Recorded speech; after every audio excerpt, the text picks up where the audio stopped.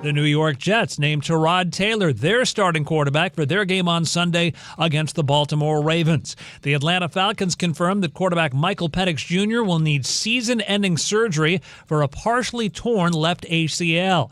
The Los Angeles Rams placed safety Quentin Lake, tight end Tyler Higbee, and offensive lineman Rob Havenstein on injured reserve. Finally, in the NBA, ESPN reports Dallas Mavericks rookie Cooper Flagg will not play tonight against the New York Knicks due to illness. I'm Isaac Lowenkron. I've been covering this league since 1987.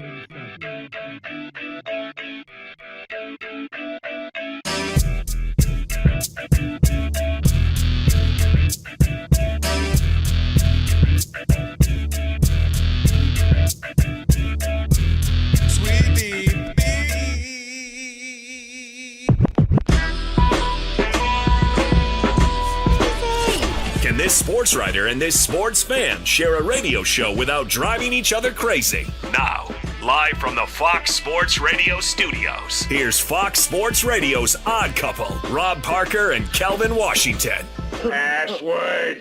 Ack, a dack, dack, a ack. Enter, brother. Oh, yeah, come on in. My goodness gracious. With that password, you now have full access to this very fine radio program for the next 3 hours. Not 2, not 3. Thank you, LeBron. He's back. That's right. No LeBron James. No matter how you listen in, Fox Sports Radio, foxsportsradio.com, the iHeartRadio app, Sirius XM Channel 83, and now live We'll do it live on YouTube. Do it live. I can go write it and we'll do it live. Thank you, Bill. Say my name. Rob Parker. Say his name. Kelvin Washington. Say his name. Oh, it's Kerry Rhodes. There we go. Yes. Are you looking through the glass, Alex? No, Alex knows I'm here. Oh. Alex is being funny? Yeah, he's been funny over there. All right, we are. We are indeed the Odd Couple. Rob Parker, Kerry Rhodes, in for Kelvin Washington on this Worship Wednesday, and you'll need our telephone number because we are, without question, the most listener-friendly national sports talk radio show on the planet. At least when people are still awake. You know what I'm saying, Kerry? That's right. Write it down, commit it to memory, 877-99 on Fox. For you laymen out there, it's 877-996-6369. It's not trigonometry. And if you hear feedback on the line, it's your own fault. It means only one thing. You forgot to turn down the radio. And if you call in and have a problem with what we say, tough. Because Well, I'm talking to you the way I want to talk to you. You have a problem, turn off your station. that's right. With that said, always remember, Sweetie Beatty. Yeah. very nice. Let's go. Big show. Let me welcome in my co-host, the one and only Kerry Rhodes. Oh, the one and only. How are you, bud? I'm doing well. You know me, staying out the way, staying out of trouble, staying at home. Living a good life. Comfy. Living Yes, a good life. absolutely. No drama, no BS. Yep. Eating, sleeping, doing whatever you want to do. I always wonder, like a guy like you, what do you do? Like if I don't know if We want to know. if my bills were paid, I wasn't married, you know what I mean? I don't have any kids. Exactly. I would just be, I would probably be into so much trouble. Why? Like, Why would you do that? Why would you put yourself in trouble when you just said all the things you just said? I know. Yeah, you're comfortable. You feel good. You're living the high life. You're staying That's out of what I'm drama. saying, right. Why would you want to jump That's into true. some drama? There you go. Do people line up? Do you want to drink a lot or no? You're not a drinker? No, Or I you don't do that. No. Okay.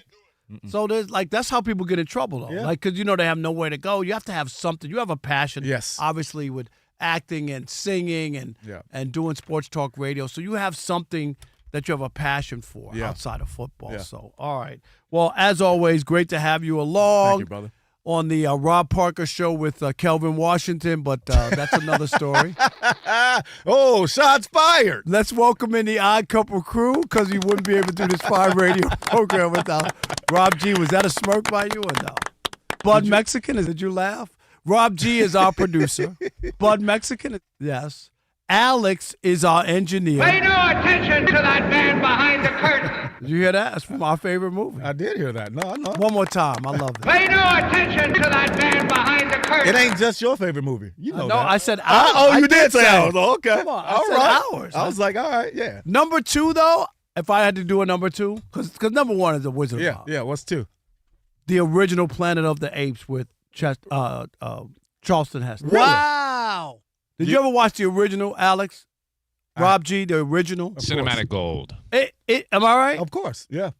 It is as good. That's movie making. Like, they took me to another place. Yeah. The makeup. Like, seriously, I know this. What is it called? CG? What is it? CGI.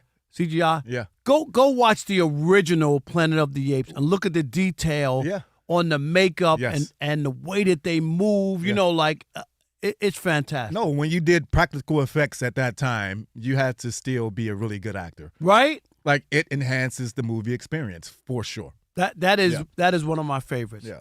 Isaac Lowenkron is at the anchor desk. He'll keep us updated throughout the program. And Sagar is our social media guru in for Elijah. Love Elijah. Exactly. Did you say that? Yes, you did. I did. All right. So much to get to, so little time. Rob G, we got breaking news. Well, not really breaking news, but big news. There we go. Fresh on the heels of what may have been the worst debut in NFL history for a quarterback. Day Butt. You mean Day Butt. Shedeur Sanders will be getting the start on Sunday It was, for the Kerry. Cleveland Browns. What was his QBR or quarterback It was rating? the lowest for a debut by any quarterback I think in 15 years. Man, listen. Those are facts. That's a fact, but this man hasn't even taken a first-team rep. Well, he's going to be getting all the reps this week because, again, Shedeur Sanders will be getting to start QB1 for the Cleveland Browns this Sunday in Vegas when they take on the Raiders. All right, I'm just going to say it out front, and I know you're going to think it's hyperbole, and here's Rob, of course, going overboard and making something bigger than it is. But this is Judgment Day for Shedeur Sanders. Judgment Day. I don't want to hear about snaps. I don't want to about, he didn't do that. He'll have a week's practice. Yeah. All of that under his belt. Mm-hmm. He better not hold on to the ball too long. He better not fumble. He better not throw a couple of interceptions against this terrible team called the Las Vegas Raiders. If you can't beat them and perform like everybody's been beating them like a drum, here's your opportunity. You better play well. All of your excuse makers, I don't want to hear you if he throws 2 or 3 picks or a fumble and they lose to the Raiders. It's set up on a platter for you. This is better than Thanksgiving. You know why? You don't have to have the gravy or the what's that? Cranberry sauce. Yeah. This is straight turkey, juicy and wet. Okay, I'm talking about the turkey. All you need to do is come out and ball out and beat the Raiders like everybody else. Mm-hmm. Put the athletic talent on display. We already know that the Browns have the defense that's going to stop the Raiders, right? Yes. So now it's just a question of, can you put up points against that team, that pathetic team that Pete Carroll has in Las Vegas? You better play well. You better excel. If not, don't want to hear it. Yeah. Don't want to hear the excuses. Here's your opportunity, Shedeur. No, 100%. This is a prime opportunity. He's playing a team that is not good. I'm not going to go to your level with it, Rob, but they are not good. They're terrible. They're not a good team.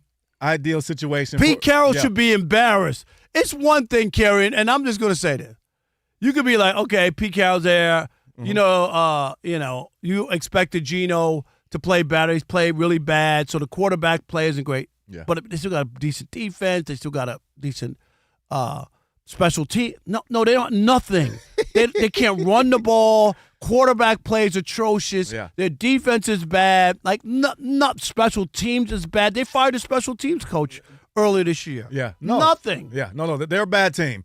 And Shedeur does have a chance to come out and get solid footing early against a really bad team and put up some numbers and show why he should be the guy there. This may be his only chance in Cleveland, which it sounds crazy. I mean, obviously he's a rookie and he hasn't played any games, but for some reason they weren't giving him snaps and they weren't putting him in that position to succeed anyway. So now, but you saw maybe there's a reason. Oh, no, I mean, when you see that game one, the numbers, yeah, he holds on to the ball. Yeah, am I right? That's not. Yeah. Is that a fair criticism? He holds on to the ball. Yeah, because he doesn't know what he's looking at yet. Right, and that's part of it, right? Like he hasn't gotten the reps, he hasn't gotten the time to be on the field to actually process things, and so when you're put in that situation in the game, a lot of people aren't going to succeed. But in this game, he has a week to practice.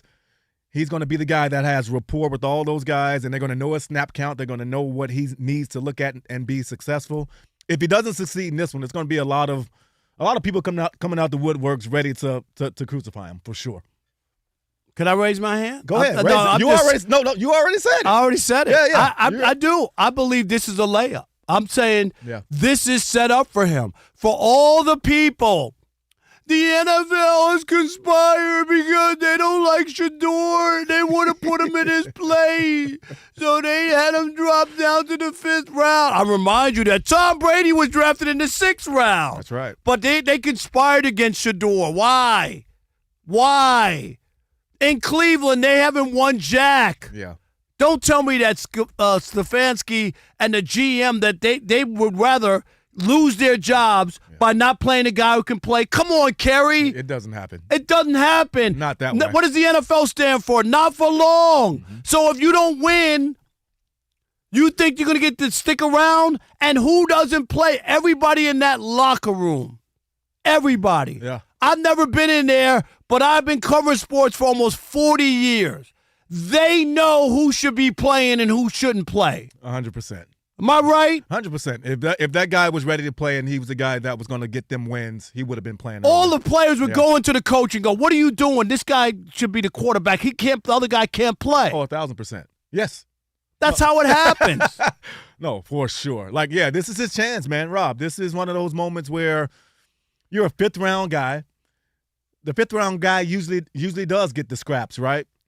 But that doesn't mean you can't change those scraps into a big tasty meal. Even in that game, Kerry was there did the last drive. He could have drove down and threw a game-tying touchdown. There was a couple opportunities. There was, so it's not like, oh my God. No, there was a chance that on his first game, he had a chance to throw a game-tying touchdown, tie Baltimore. Who knows? Win in overtime, and then you'd have a totally different narrative, wouldn't you? You would, but I'll tell you this: I don't think. Yes, there was an opportunity. The opportunity presented itself, but I don't think he would have been able to process that and win that game. Baltimore, the only big completion he had on that drive, Baltimore played zone. And of course, he's seen cover 2, cover 4 his whole life. He knows where to go with the ball. After that, they pressured that man. Oh, yeah. And they did what you're supposed to do. He had no answers. But now he has a week, so hopefully he has the answers to the test. All right, we want to hear your answer. 877-99 on Fox. I'm fired up on this Worship Wednesday. I see. You know I never come in, half, I don't want to use that word. I'm never 877-99 on Fox, 877-996-6369. That's because Alex records everything, so I didn't want to say that. Everything, so I just let that one go. How much pressure is on Shedeur Sanders? I think there's so much pressure. Pressure bust pipes and Shedeur Sanders if he doesn't get it done Sunday against the Raiders. Here we go. We'll continue that conversation next with you. It is the Odd Couple on a Worship Wednesday. Rob Parker, Kerry Rhodes, in for Kelvin Washington, right here on Fox Sports Radio. And you know what you need to do. Stick and stay. Because Uncle Rob's not always right because he yells in the U.S. of A.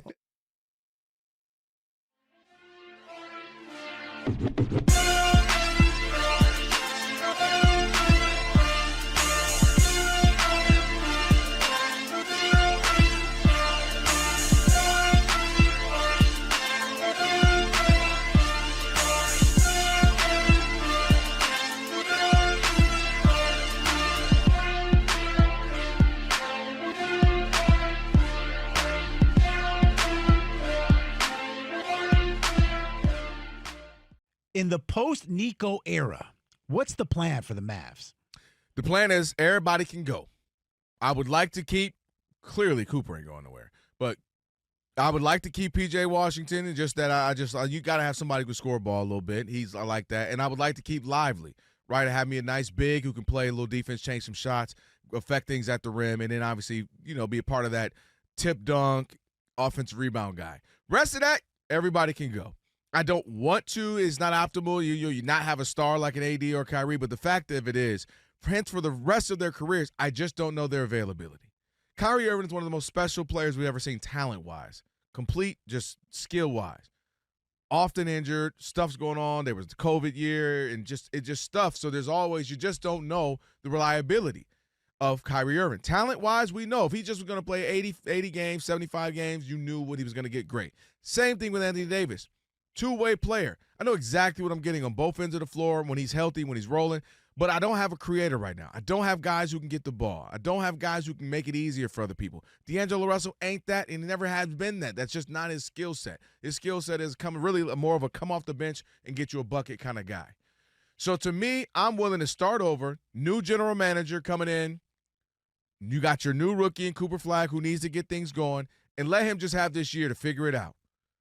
Figure it out. Get shots up, play defense, figure out the pacing of the NBA, figure out the competitiveness of the NBA, the physicality of the NBA. Figure it all out. We're going to keep a couple pieces around, and then I'm moving. I'm fielding calls. How much you want? Who wants what for Anthony Davis?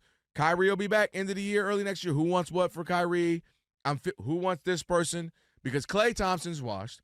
AD's often injured. Kyrie's often injured, and Cooper Flagg is finding his way. So to me, I'm open for business. To me, you just have to be. I'm hitting a hard reset, building around Cooper, building around, whoever the new general manager is going to be, and finding our way, our thing, our identity. Because you can't do anything with the rest of these guys. To me, I don't like to construct it into what avail? To what avail? The Western Conference is loaded. What, be the 9th seed every year for the next couple of years? Totally disagree. I think that you could have, because you have the young star, you got the first overall pick, who's supposed to be a star, you could try to go along with what you have, hope these guys can get healthy, make a run. He becomes the bridge to take you into that next, because you already got your guy. You don't need the tank to get your guy. You have your guy already. If you had old guys without Cooper Flagg, then I would agree with you. You already have them. You're not going to get better than what you just got. So you have your guy. So the idea is to be able to let these guys get healthy. Let's see what we can do, right? Let's see if we can make a run with this. And if not, then as you get rid of pieces and move forward, then you could start to complement him, and then you have a bridge between us being viable with a young superstar in the making, star, whatever you want to call him. Plus, you have a guy who's won a couple. You got guys who have won NBA championships. So, right, maybe some of that rubs off on him on how to win. He's around those kind of guys. Putting him around a bunch of young guys trying to all grow together, it can work once in a while, but it doesn't work often. So I'm just saying, when you have a guy already and you luck out and have that, and yet I just think about it like Tim Duncan, when Tim Duncan was able to go there with David Robinson, right? But that was a fortunate, like they weren't as bad as getting that number one pick. No, but he was hurt and they did. But I'm just saying, you wound up being able to have both. You know what I mean? Tim Duncan was obviously your future, but you had David Robinson, and you didn't go, okay, we got Tim Duncan now. Let's get rid of David Robinson. I and love let's your start example. moving on forward. I'll one up your example with your own example. When you were them and then you start to get Tony Parker becomes a guy, and then you go get a Kawhi. The difference is, to me, a couple of things. One, you just can't have guys that you're talking about that are always injured. Like Anthony Davis is and it's only going to get worse. He's getting older. It's not like you got him at 23 and you say, well, we don't know. No, we know, and it's only going to get worse. Kyrie Irving, it's only going to get worse. And so the reason why, when you start to look at the teams that have had success over the last 10 years or so, it's guys who grew together. It's drafting Steph, drafting Klay, drafting Draymond, drafting Harrison Barnes, and then you run around. Obviously, Harrison Barnes will leave. How did Toronto win its championship? They had a core group of guys, Yeah, and but then they went and couldn't got win Kawhi. with that. But they couldn't win with that core. If core. LeBron wasn't there, they might have been able to win. But that core, they didn't win. LeBron was hating on them. That core didn't win. All right, and so did you talk about, Philadelphia did that. They had all these high draft picks. They put them all together. Trust the process. Did they win? They couldn't even get to the conference. They couldn't even get there. And then I go back to the Celtics. Again, you had your core. They had a run. They got to a couple finals. They won one. And you just, to me, I'm looking at, now let's not even talk about Oklahoma City Thunder as far as you got some core. You got a great young Trey. I can't believe the Clippers gave up SGA. And so my point is just find your things. Make a couple of trades, get some young pieces, and build so you can build towards your future.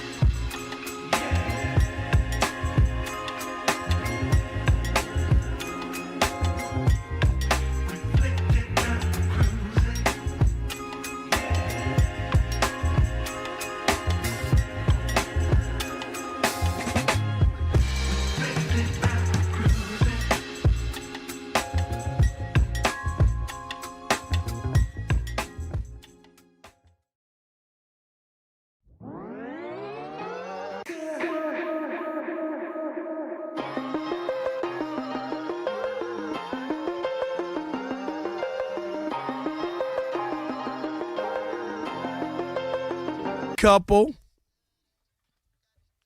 on a Worship Wednesday. Rob Parker, Kerry Rhodes in for Kelvin Washington. Check out our new YouTube channel. That's right. It's brand new. Thanks for subscribing. Just search Odd Couple FSR on YouTube. Again, Odd Couple FSR. And be sure to hit that subscribe button. Do it! That's right. Don't stop there.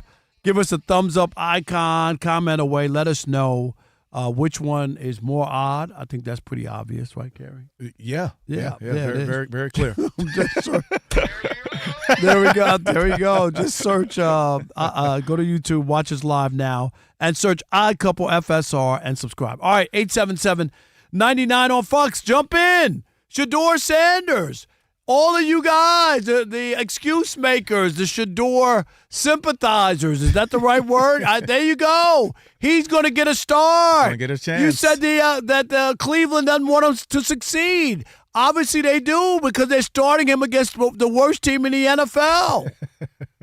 All he's got to do is kick their butt. And then, he's got pressure. He better perform. That's all I'm saying. 877-99 on Fox. We want to hear from you. Kerry, we got a couple people want to jump in. Yeah, let's hop into the callers here. We got Thomas from Orlando. You're on with the Odd Couple, man. How are you? Hey, how you doing, Kerry? How you doing, well. Rob? What's up? How are you, Thomas? Hey, what's up, man? Hey, Rob, look, man, you can't be talking about Shedeur like that, man.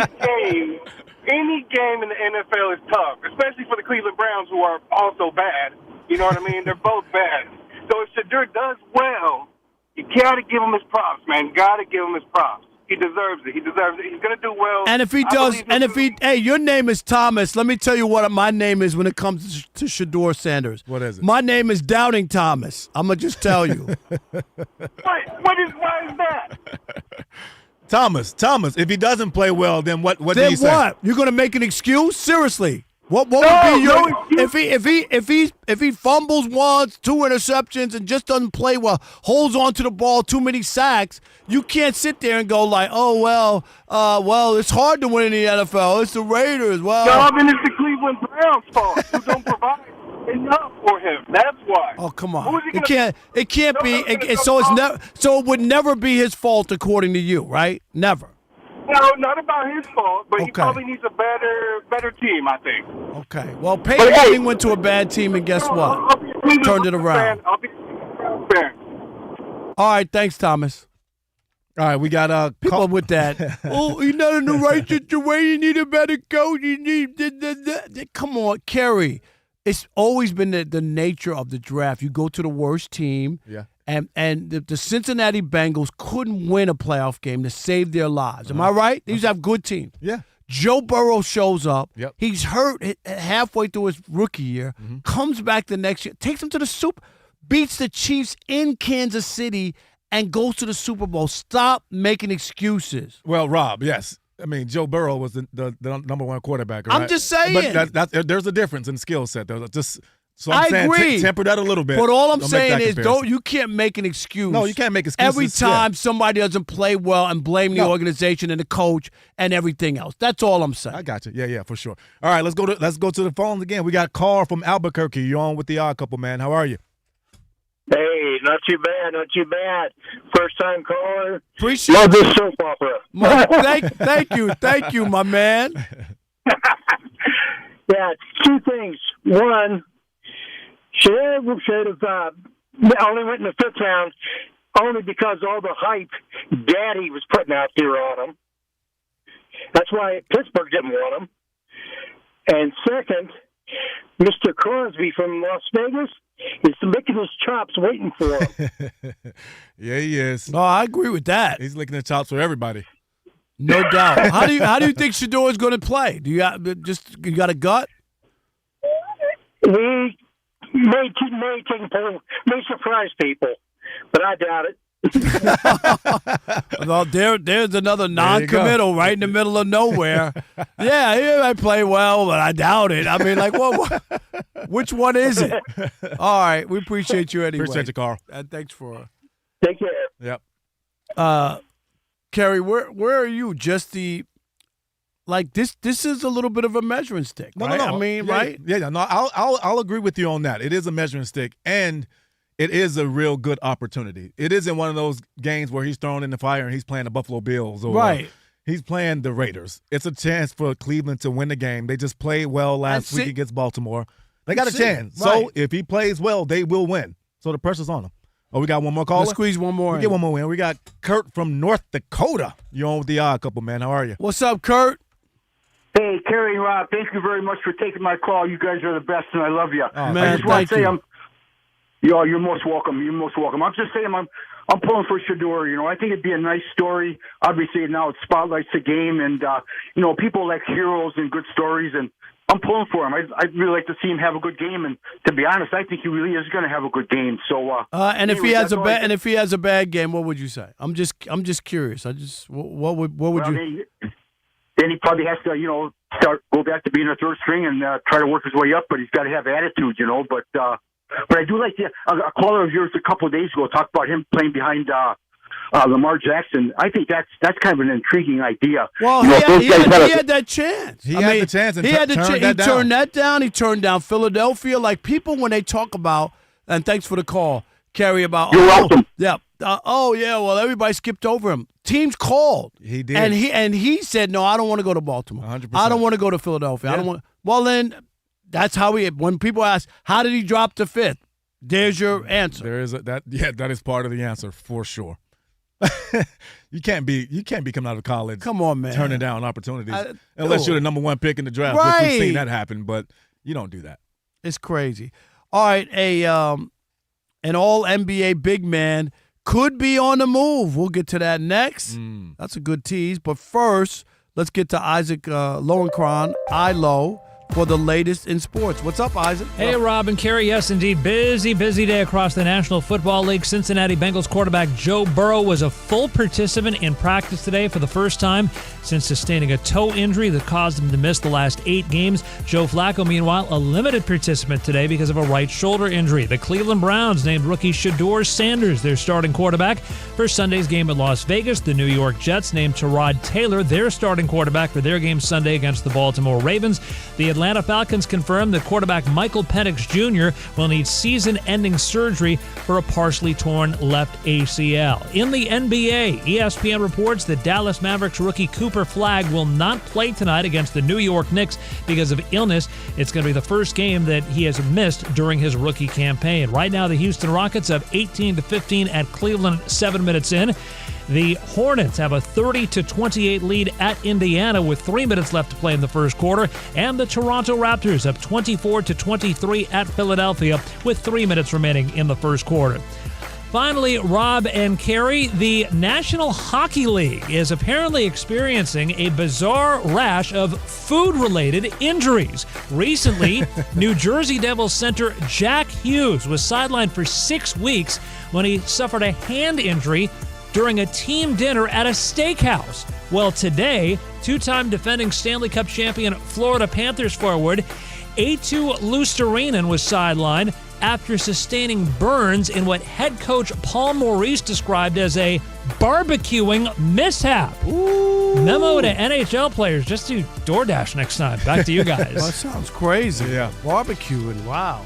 I think, wasn't like an unusual, what was it called? It was called something like an unusual circumstance. What was his name? What's the guy's name, first name? Oh, Eetu Luostarinen. I'm God. probably the only person in America who can pronounce that name, besides Luostarinen himself. I'll just call him Listerine. But I was going to make a joke that he was, like a kebab. You know what I mean? Like, what in the world could it be a barbecuing incident? He was on the menu at a Korean barbecue place. There you go. All right, hey, buddy, get off the table or we'll cook you. Exactly. All right, it is the Odd Couple. Rob Parker, Kerry Rhodes, in for Kelvin Washington on this Worship Wednesday, right here on Fox Sports Radio. And Rob G, some crazy news, I call it crazy, out of Dallas. You got the details? Cover your eardrums, Kerry. Yes, Kerry. It's going bad from worse for your team. Hey, we're not done yet. And it's not even the worst part is Mark Cuban is getting back into the fold. He's back in the seat. That's right. Now, ESPN's Tim McMahon, who's covered the team for decades, now he covers the NBA at large for ESPN. Yeah. Reported today in a long-form piece discussing actually Mark Cuban and Nico Harrison and their battle for power there at the end. Yeah. That the club is expected, team sources tell him, to try to trade Anthony Davis ahead of the upcoming NBA trade deadline, which means the headlining guy in the Luka Doncic deal, they're looking to move off of. Well, Rob, that was trending earlier, but then Cuban just came out probably that he did say they're not trading. The problem is he doesn't have any say in the deal. That's the only problem. That's like me saying, no, we ain't trading him. But Mark, the only thing I don't understand, seriously, Mark, if I'm the new owner, dude, go away. You want Mark Cuban to go away? Yes. Why? Because I gave you sold the team to me. You don't get to sell a team and then still play with it. Yes. That's all I'm saying. Like, seriously. You know what? Like, and then you want to be the spokesman. No, you sold the team. Why did you sell then? I know. That's crazy. I don't know why he did it, Rob. Why sell if this is your passion and you love the NBA and you still want to be out there? That it's just you can't have your cake and eat it too. I agree with that. But the fact that he's back in the mix, I don't know how much I feel better about that. Right? Nico is just I don't know what he was doing. So, man. Kerry, it's your team. Yeah. If the report holds true that they are going to shop Anthony Davis ahead of the deadline, is that a mistake? Yes, it is. I mean, obviously, at this point, everybody's panicking, right, and saying it's time to hand the keys to Cooper Flagg and plan for the future. No. You got guys there who are ready to play. So if you're trying to get rid of Anthony Davis and if that's the play, then all those other veterans around, Najee Marshall, PJ, like those guys want to win. They came there to win. You got to start shopping them too. So if that's the case, then you're in a total rebuild, and it just doesn't make sense to me right now. See, I'm with you. Yeah. It's illogical. Yeah. Okay, you built this team. It's one thing if Anthony Davis and Kyrie Irving were healthy and you were playing this poorly, then it ain't going to work. This is a mistake. Yes. Let's do something else. Yes. Can we see it together first before we're ready to – I get it. And Cooper Flagg, that's the other part. Yeah. If he would have started, like, better and, like, people would feel better about – like, he hasn't. Yeah. So that compounded with the losing and the injuries, people think – they should do something else. I want to see it. I want to see it. I together have to see it first before I decide that I'm going to pull the plug on it. That was the disappointing thing in Brooklyn. Seriously, they had a team. Yes, of course. Rob G, how many games did they play in Brooklyn together? Like 18? All seriously? 3, yeah, no. What was it? 13? That's crazy. Like think about that. Like all 3 of them healthy played 13 games together, which is just mind-boggling. Insane. I know. And with this Dallas, and they say, "Oh, it failed in Brooklyn." Well, did it really? did it really? Right. And and even with the Dallas situation, right? Like, so Kyrie's out, AD's been out, and then Derek Lively's been out too, so nobody talked about that. Like that's another big piece. That's huge. There you go. And then you talk about Cooper Flagg not playing well in the beginning. Of course he wasn't. He's not playing with the guys who was going to give him space to operate in the first place. So now the focal point is solely based on Cooper Flagg, an 18-year-old rookie, to go out here and go win the game. Right, and you think those NBA players going to do that? No. No. I ain't going to guard nobody else. I'm sticking right on you. Right here. You ain't get. And then he had to play point guard, which is another one. I mean, it was all of that. That made no sense. That was weird by Jason Kidd. And it was his idea. What was it that, using this time with Kyrie or whatever, or just the idea of him handling the basketball? Well, he did that with Giannis, right? Remember? So he had that as his right. deal to try to make this thing happen. And I mean, and even with Giannis, he struggled with it at first. And right. so for this guy to do it in his rookie year, it was as an 18-year-old, I agree with you. Yeah, I'm not there. I can't trade him. Yeah, people are so. My goodness gracious, I get it. When you start off 3-11 or whatever they started off, Rob, they were 0-2 and they were saying break it up. Is Like that that's right? how All right. quick That's how- the Maverick fans were, the MFFLs. But how? I mean, I don't they know. won one championship since the Louisiana Purchase. Like, really? All of a sudden they feel like I hate to break. Luka didn't win you a championship. I hate to break it to you in Dallas. And he's looking great in LA because he's on a revenge tour. He's going to look that way, and he's been balling. But we'll see what happens. down the stretch. Exactly. Yeah. Just like I was told by all these NBA people that, who Luka and LeBron, who else you would rather have in the West? That's what they're saying. Like, right now I'd rather have Shea Gilgeous-Alexander and Jalen Williams. Okay, there you go. But they were saying that. I know. You know what I mean? Of Going course. into the playoffs, like as if they were going to make this run, and Luka and LeBron and all that last year. Yeah, I was saying Gotcha. that was the talk, and of course, when they got knocked out in the first round, we didn't hear that anymore. Of that. Unbelievable. Hey, I did tell y'all about Rob G. I told you about Ayton was going to play well with the Lakers, though. I told you too, Rob. Dominating is a new nickname. What'd I tell you? I told you he was going to play well. He's in is this a contract year? Yeah, well, there was a buyout, so he only has 1 year guarantee 1 year with the left. Lakers. No, he's going to play well, yeah. They're looking all right. They're looking good. Look at Rob. He hates that. No, just look at how much Kerry's eyes light up when he's talking basketball. Yeah, when he talks football, he gets real muted. His head goes down. He's like, we'll talk about it. Because he knows the deal with the football. He's like, exactly. Basketball, definitely. Yeah, for sure. Yeah, I don't know. So when you say the Lakers look good, what are you saying? Are they top four? Easily top four right now. No, not right now. Will they? They will be top four. Okay. Yeah. Rob G, you with that too? Yeah. Okay. And this is real simple. And we talked about this on the air, and I think, Kerry, I might have talked to you off the air with it. Yeah. If you have a top 5 player in the NBA, whether it's Giannis or SGA or Luka or Jokic, whatever, why would I bet against you? Like, if you're saying, hey, they were the 3 seed last year, and now they're going to be the 7 seed, it's like, well, why? Well, because historically that doesn't happen in the NBA. Well, because other teams can improve as well. But you never bet against the best players historically. Well, but would you? But I'm not saying we're counting him out like he's not going to make the playoffs. Yeah. He could be 5th if Denver or somebody else. I'm just saying, can play better. It's not like it's that many. Right teams. now, the 3 best players in the West are all the top 3 seeds. Yeah, I get that, but it doesn't always work out like that. If that was the case, then Luka and LeBron would have went to the next round, but they did not because you still got to play it. Is all I'm saying. I agree. If you were to match it, you would think, oh yeah, that's why people were saying that, and it still didn't come to fruition because you still have to execute, you still have to play, you still have to get production from other people. It's just not 1 or 2 people. But that's a playoff, Rob. Like if you're saying the length of a regular season. Yeah, but I'm not convinced that I got to see how it works out. LeBron, has an injury. He's not always healthy. I've seen the bad Austin Reeves as well, right? I'm seeing the great now. Seen the great Austin but I've Reeves seen right the now, bad one in the playoffs. Couldn't make a basket. Sure. Right? Yeah. I can't believe that a guy who is so anti-black quarterback as here we go. would have an issue with the Snowtime Lakers. We got 3 Caucasians. No, they call them the exciting whites. The exciting whites. Luka Reeves and LaRavia on the court at the same time. Rob, is like 1960 all over again. You know that. It is. The best decade in this country's history, 1960. Crazy. I told you this before. I don't think, Kerry, I told you, but I remember watching an NBA game. This is the old days. we talked. Yeah, we did. Well, CBS. Yeah. And they had the Jazz were playing the Celtics, and it was 10. It was like an end of a blowout, and the coaches emptied the bench, and it was 10 white players on the court at the same time.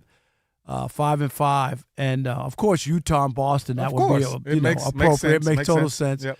And I just remember Tommy Heinsohn was doing the color for CBS. Dick Stockton was doing the play-by-play, and he said, "Hey Dick, hey, there you guys at home, hit your button on record on your VCR. This is the last time you'll ever see 10 white guys in an NBA game at the same time ever." Because he played back with the Celtics in the 50s. It might have been 12-13 then, including the refs. Then, yeah, right? but back in those days, no doubt. Unbelievable. All right. We still got a lot here coming up on the Odd Couple. Big changes are coming to college football, plus a little Shekel City, that and much more. We'll explain. It is the Odd Couple on a Worship Wednesday. Rob Parker, Kerry Rhodes, right here on Fox Sports Radio. Stick and stay. Especially if you want to know about Kerry Rhodes' love life in the USA. Oh, no. Oh, no.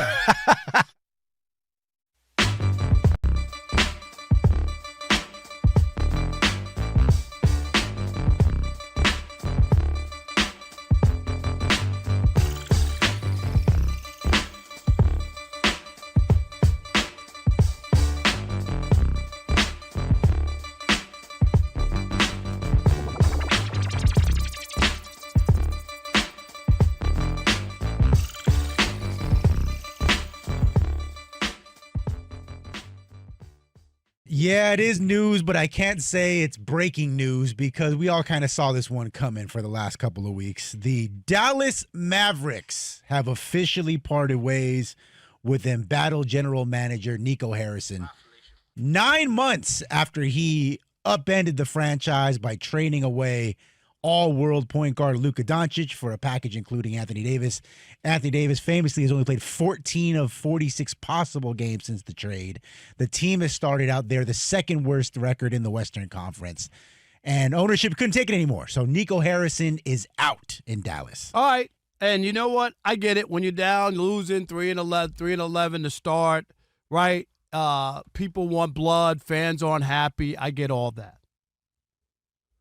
But I'm going to tell you this. You guys can say whatever you want. Have your party. Have your parade. Because Nico's gotten run out of Dallas. Do all that. Pump your chest. It's about time. This was the same general manager that led his team to the NBA Finals in 2024. Right? Not 9 years ago. I get it. He is being used as a scapegoat. He traded Luka Doncic not because he wanted to trade him. It's because ownership didn't want to pay him. Did you hear me?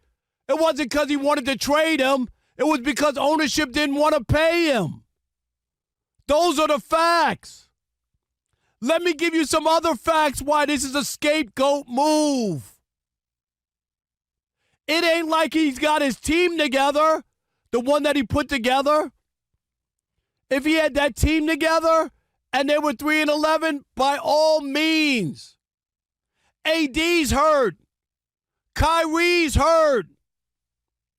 Cooper Flag, unimpressive so far, out of position, not playing well. The number 1 overall pick, he's the be-all, end-all vanilla ice cream that we can't resist. No. None of it has worked out. But they aren't bad because they're healthy and they're all together and they just haven't played well. None of that is the case. And if you're going to do that, Jason Kidd should be on a rail on his way out as well. Oh, wait a minute. You can look at Jason Kidd and say, well, of course. Because the team's not healthy, so Jason Kidd doesn't have to go anywhere. Is that how it works? But the general manager who got you talent, you can say all you want. All you NBA fans, ask your team and your general managers, when was the last time they went to the NBA Finals? I'll wait, because it's been a long time. So I have an issue with the idea if this was a team with Kyrie, with AD, with the overall number 1 pick, and he was lights out and all this other stuff was happening, they wouldn't be 3-11. And I get it. It's real simple. Sports has a short menu. Fans look at 3-11. They're not happy. You got to do something. You just gave Jason Kidd a new contract, didn't you? So, of course, Nico is going to be the fall guy. Man, ain't nobody trying to hear nothing you talking about right now because none of this is new, Rob. We knew going into the trade that Anthony Davis was a liability because he was always injured, which works when you have a team like LeBron and some other pieces. You say, okay, but when he's going to be your focal point, tied in with your other focal point, Kyrie Irving, who's always injured, that was the problem. That's what I was yelling at you during those weeks of the trade. Who traded him? Ownership or him? Absolutely who made ownership. The trade? Ownership. Okay. That's what that. So I just want to get that on the table. Well, I was going to go there. You can react now. He is absolutely the fall guy. He is absolutely the scapegoat. He didn't trade because Luka because he didn't want to pay him. Trade Luka with. It's not like he's a middling guy that you didn't know was going to all of a sudden become a star. You didn't trade. Say it was Austin Reeves 3 years ago and then became a star. Oh, we didn't see that coming. You can't trade Luka Doncic without the sign-off of the ownership. And the ownership listened to him. They at least allegedly that he brought it up. He pitched it. They didn't want to sign him for all the max money because they believe he was injury prone and he wasn't going to get in shape. Well, that's also a part of the problem, Rob, is that they're 3-11 and the Lakers are like the opposite of that.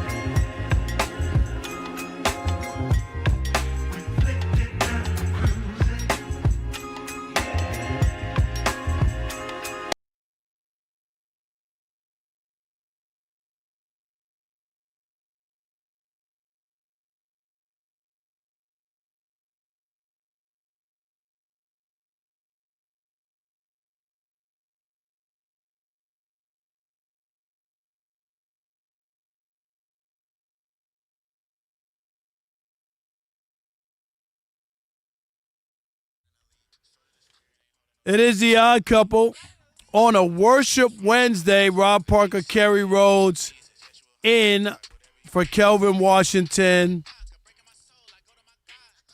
And now it's time for a little Shekel City. Welcome to Shekel City, the home base for Rob Parker's daily picks against the spread. Did I do that? Did I do that? Did he do that? Did I do that? Come on, that was classic television right there. It really was. Did I do that? Did we do that? And no, guess what? It was a bad night last night. Uh-oh. Hello, darkness. 0 for 3 last night. I was wrong. And guess what? All three games where the team I had them getting the points as the underdog, they all lost by 1 or 2 points. Like, it was right there. They all had a chance to win those cover because I didn't have them winning. I had them covering. Yeah. All three lost. All right, so now I'm 75-71, 0-3 last night. No, not yet. All right, here we go. Tonight, my best bet, Knicks -7.5. They're taking on the Mavericks in Dallas. Why? Why you do that? Flag. Well, why you do that to me right now? I'm right sorry. beside you. I'm trying to win money. How about the Bulls -4.5? They're in Portland taking on the Trailblazers. And Washington, here we go, another one. Washington +16.5. Against who? The Minnesota T-Wolves. So again, best bet, Knicks -7.5. Washington +16.5. And the Bulls -4.5. And remember, Kerry, I'm not telling you who to bet on. I'm telling you who I bet on. Especially after last night. Yeah, I know. Pretty tough. Is Jalen Brunson playing tonight? Is he? Is he out? See, I don't know. You might want to check that one. Yeah, but Cooper I bet money on games. I don't even know who's playing in them. That's how committed I am. I just forgot. I didn't know tonight. Is Brunson still out? Yeah. Okay. I don't know. I'll still take that 7.5. Okay. All right, here we go. What do we? Am I on the right sheet? I'm sorry about that. Player today. I turned to the wrong sheet. All right, it's time for the Tire Rack Player today. Annis with the ball. Counts past to Duran on the right wing. Drops it back to Jenkins. Turns the corner. Cut off at the baseline. Here's a cut by Thompson for the dunk. Pacers? Mm-hmm. Oh, I couldn't hear. Rob G, speak up. Pistons Radio. It didn't sound like Pistons Radio. The player today was brought to you by Tire Rack. For over 40 years, Tire Rack has been helping customers find the right tires for how, what, and where they drive. Ship fast and free, backed by free road hazard protection with convenient installation options like mobile tire installation. TireRack.com, the way tire buying should be. Rob G, we got the coaching carousel. There's some big jobs open, some coaches. Lane Kiffin is in the mix. What's the latest? That's right. Now, big news today. He should stay in his lane. That's what I'm saying. Steve Sarkisian said, no way, no how. I'm staying at Texas. He better. But Lane Kiffin, who is being recruited heavily by LSU and Florida, will not commit one way or the other. He's trying to have his cake and eat it too. He does want to finish coaching the rest of the season. He told Pat McAfee today he plans on coaching in the upcoming Egg Bowl, would like to see his team in the college football playoff, and then figure it out from there. The only problem is, according to multiple reports, Ole Miss wants a decision made like yesterday. That's right. They put a deadline on him, November 28th. Either you're staying with us or we got to go somewhere else. Good for Ole Miss. Don't wait around for Lane Kiffin and his decision. For me, I don't know why. He's got everything cooking in Ole Miss. Obviously, he hasn't won the big one yet, but he's right there. He's been on the cusp with all these kids, and I hate when those coaches leave like that for quote-unquote greener pasture, Rob.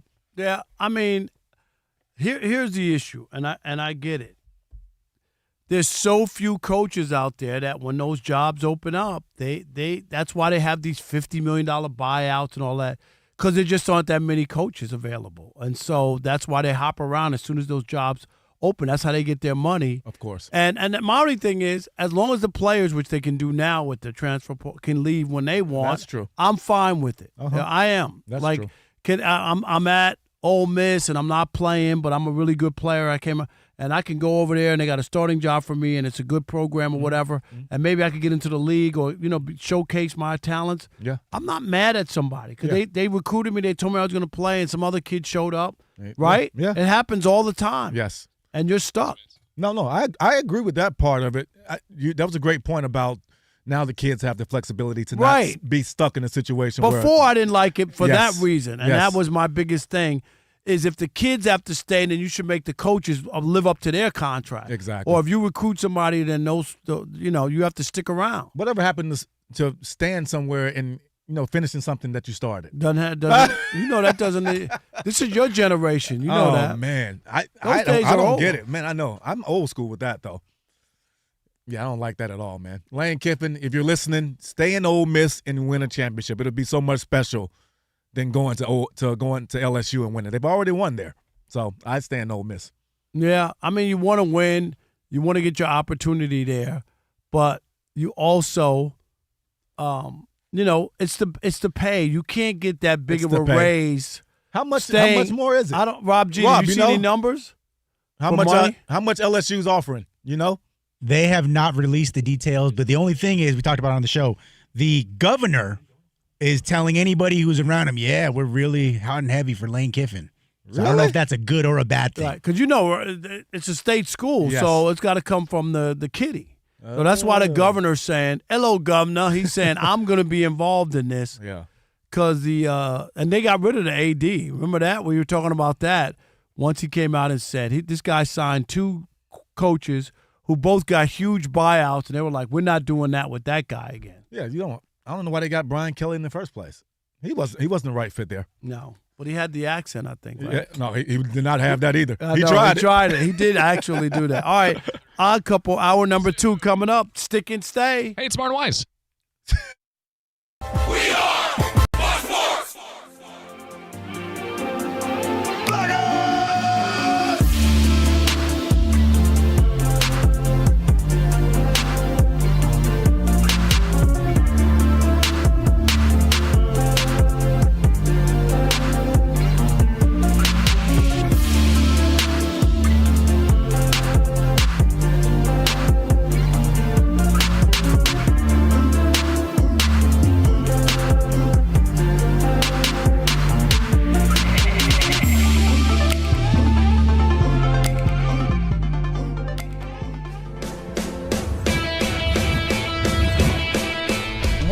It's two pros and a cup of Joe, Fox Sports Radio. You ready? Yes. I'm Colin Cowherd. This is The Herd. You are listening to The Dan Patrick Show. It's the Odd Couple. You know what time it is. Let's get it. Fox Sports Radio. Bigger, bolder, and better than anyone in the game.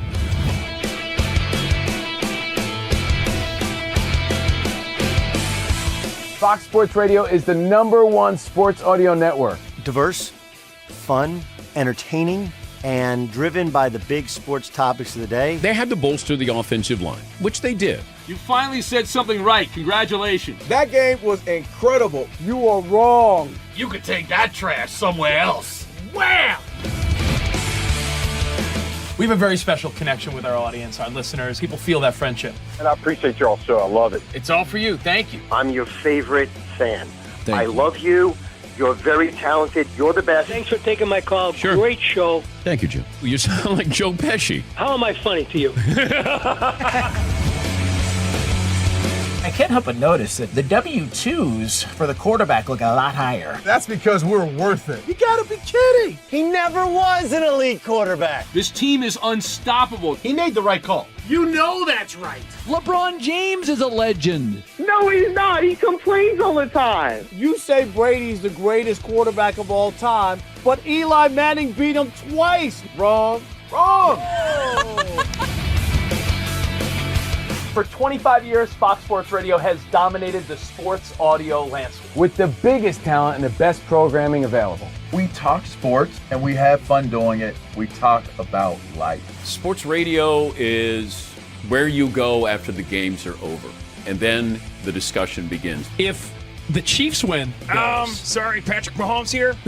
What do you mean by if the Chiefs win? It is live. It is unscripted. No other medium can touch that. And that's what makes it special. Yes.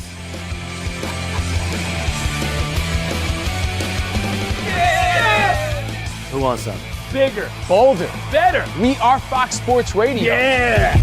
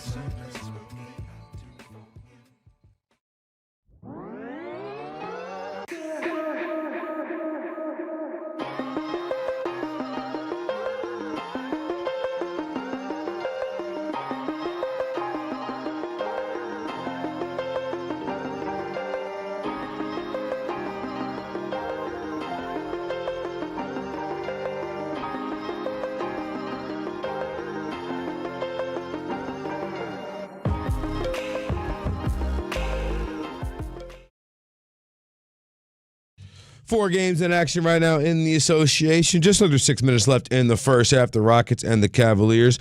Houston with a 48-34 lead. 3 minutes left in the first half for the Hornets and the Pacers. Indiana, only 1 win on the year thus far for the Pacers. They lead 61-49. 3 minutes left for the Raptors and the 76ers in the second quarter. 51-45. Toronto leading there. And Miami has a 25-15 lead over the Warriors with 3 minutes left in the first quarter. Little Wednesday night action going on. Miami of Ohio and Buffalo. The Redhawks with a 7-3 lead, and Central Michigan's playing Kent State. The Chippewas with a 14-0 lead. Both of those games in the second quarter. In the NFL, the Cincinnati Bengals list Joe Burrow a full participant in practice. Joe Flacco a limited participant due to a right shoulder injury. Lamar Jackson popped up on the injury report with an ankle. I'm Martin Weiss.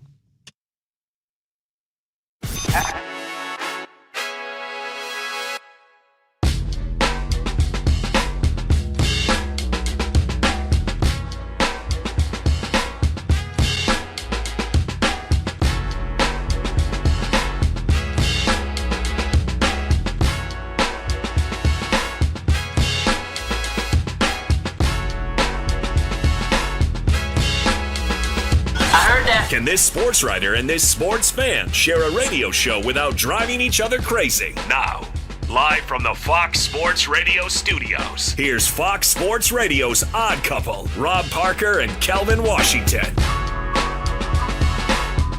Hour number 2, Kerry Rhodes. Unbelievable. It is the Odd Couple, Rob Parker and Kerry Rhodes in for Kelvin Washington, right here on Fox Sports Radio on a Worship Wednesday. And be sure to check out our brand new YouTube channel. And you can watch us live on YouTube right now. Simulcast, listen, watch, view both of us. Search Odd Couple FSR on YouTube. Again, that's Odd Couple FSR. Be sure to subscribe and hit that button. Don't stop there. Do the thumbs up icon. Comment. Tell us how good or bad the show is. Whatever you want to do, we're cool with that. Check us out on YouTube and watch us live right now. Just search Odd Couple FSR and subscribe. And coming up in about 28 minutes, John Harris, friend of mine, an author who wrote a book about Mike Tomlin, the soul of a football coach. I want to get some insight about his, man crush or whatever they have, bromance with Aaron Rodgers, just, and that. And the book just came out in paperback and whatnot. So we'll talk to John Harris, who has a good feel for Mike Tomlin and how important it is for him to win a playoff game. Because Mike, it's been a while. It's been a while. I've known Mike since I was a rookie going to the NFL in 2005. He was actually recruiting me to come play DB for him. How much money did they offer you? I don't know. You saw my face? Did you see that, Rob G? Did you see Kerry's like, what? Did he ask me how much money he has? I will not divulge into that, Rob. Okay. I mean, it's out there somewhere in the ether, though. Okay. I'm just saying. If you're good at something, never do it for free. That's what Kerry says. That's right. You can't. You got to know your worth, Rob. I understand. If they're paying, I'm working. I've always said that, right? I'm working if they're going to pay me. Rob G, LeBron James made his 2025 NBA debut last night. It was not a debut. It was more than a debut. Okay, it was better. All right, a debut. He had his debut. That's right. If it's bad, I call it a debut. debut. Yeah, it's a debut. LeBron set the NBA record. His 23rd NBA season came in, started off sluggish, kind of standoffish there, but closed with a flurry. Finished the game with the double-double, 11 points, 12 assists, Terrible including Utah. 6 of them in a 3-minute stretch. He looked like the vintage LeBron there. And the Lakers cruised to a victory. But the big story to come out of that game was everybody was saying, well, the Lakers got good chemistry right now. They're kind of rolling along. They look really good. What's going to happen when LeBron James comes back into the lineup? Is he going to dominate the ball like he always has? And to his credit, for night one at least, took a back seat, played the third fiddle willingly, and the Lakers cruise. That was easy to do. Okay. Let me go first on this, Rob, Okay. because he has no choice at this point. He may be second, but he's not first anymore. This is Luka's team. His time out even put a bigger stamp on this being Luka's team, Rob. He has no choice but to be 2. Now, will he take the back seat to Austin Reeves as the season goes along? Now, that's going to be the real question, right? Austin Reeves doesn't have the credentials that LeBron has, so he can't really push back on him if he wants to be that guy. But for LeBron right now, this is actually the best situation for him if his ego doesn't get in the way, Rob. He gets to go in, have 15 points, 8 rebounds, 5 assists, and not be tired as the season progresses and actually have a little energy in the playoffs if that happens. So for me, he should take a back seat. And if his ego doesn't get in the way, I think this thing could work out. You make sense. Okay, but whether or not LeBron will subscribe to that. Right. You don't think he will. But he should be the third option. And no matter what.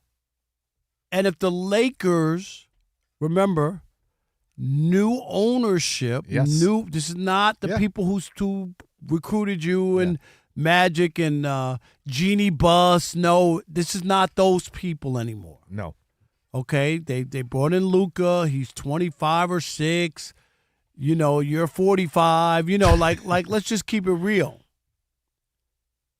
And they should be building for the future as you go on. Yeah. And Austin Reeves has more of a chance of being around with Luka for the next 5 or 6 years than LeBron. Yeah. So it should be obvious. Yes. You don't owe anybody a victory lap, sentimental reasons, all that. And once you get into that, you might as well move on totally. Yeah. It should never be about that. LeBron has outstayed his welcome. I agree. Period. I agree. I know people think that's harsh. No, I agree, though. Tom Brady outstayed his welcome. Yes. You know, like when you play that long, it becomes an issue. It just does. Because people feel like, well, you can't say nothing to him.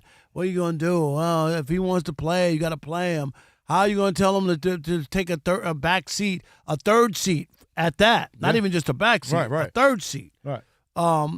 But if you're serious about winning, serious about moving the Lakers forward, LeBron represents the past, not the present, not the future. Who operates like that? You can't live in the past. A lot of people, dude, it was great. You see this happen with teams. They don't want to let people go. I'll give you a perfect example. The Celtics, the Larry Bird, Kevin McHale, and Robert Parrish. They didn't trade any of those guys. Mm-hmm. They weren't, we can't. If they would have moved off of some of those guys at the time when they were stars, after they had already won their few championships, and then replenish and keep one of those 3, they could have done something. Do you think that's different because they've already had success in the legacy? Because in that same vein, I agree with you, but in the same vein, like if Dallas was to move on from Dirk in the years when he wasn't good, you think it would have been received the same? I just think Dallas and them, they only won 1. That's what I'm saying, and he won that one. The Celtics, I think, won 3. Yeah. So you know what I mean? That's what I'm asking. And they held on to all those guys, and they got old. And, yes. And that team, if you remember, from the last championship, I might be off a year. Yeah. With Larry Bird and them to the and of course Len Bias died. Yes. And a couple. Yes. So I'm not acting like those things didn't happen. They went 20 years without winning. Oh no. Celtics. like 20 years. Yeah. Yeah. So it was a long stretch, a long drought. Yeah. And that's why Rick Pitino, remember that whole famous I remember Larry Bird ain't walking through that door. You know what I mean? Or whatever, because that's how bad it was. Yeah, it was bad. And ugly. But if I'm the Lakers, dude, this is working. We're winning. But there's no way LeBron is going to agree to it, but I think that he should have no choice. Here's the problem. Yeah. Who's the coach? J.J. Redick. LeBron's boy. LeBron, right? You can say whatever you want. LeBron's podcast partner. That's right, yeah. So what's the ideal situation, Rob? I mean, obviously, I think we're on the same page. He needs to be like the third option. I agree Rob with that. G, you're the biggest Laker fan going. I mean, that is what should happen. I just don't believe it will happen because LeBron's ego is too big. It's the ego, yeah. It's the ego that always gets in the way. I'm with you. Yeah. I think we all predicted that he was going to be the good soldier last night. Like, right. You're not going to come in and be like, I'm trying to get 40 points and disrupt everything. Yeah. Right. The problem comes if, come Christmas time or whatever, and they had a tougher part of their schedule, take a couple of losses back-to-back, which is going to happen to every team unless you're OKC. Yeah. And then what? See? Because LeBron, I should be back in there. Yep. Because LeBron James, whether he's 41, 31, or 21, has never taken a backseat to anybody. Right. No matter what was happening. Yeah. And you could have this, illusion that he was trying to pass the keys over to Anthony Davis, and then that wasn't working. It never happened. Never happened. Even though Anthony Davis was the best player and he had all the numbers, it was it's LeBron's team. 100%. So it's going to go as LeBron 100%. goes. He never wanted to give it to Kyrie in Cleveland. Yep. When he was in Miami, he took it from Dwayne Wade. Right. Like his lunch money. Yeah, because so far, and this has been the problem, and rest in peace, Chris Broussard. Chris has said this now going back on the original lockup. He's not here no more. He's not with us. Okay, he's not on this show. You know what I mean? Okay. But Chris, I was like this. Yeah, I know. Pray for Chris. But Chris had said, in year one of The Odd Couple, right? He was saying the biggest reason why he never thought that LeBron fully fulfilled his potential and won all the championships that he thinks his talent probably should have was because he insisted on being the system everywhere. 100%. And a lot of players who could have been even better didn't always get to use their talent. Chris Bosh is a perfect example. Even in Miami, even though they went to 4. 1,000%. Chris Bosh wound up standing on the perimeter, standing out there, right? Like this dude, go look at his numbers in Toronto. Dude, in Toronto. Am I right? Crazy. Right? Yeah. Absolutely. Look at Kevin Love in Cleveland. Kevin Love was doing a double-double, and it was like 20 and 22. No, it was 40 and 20. Am I right? Yeah.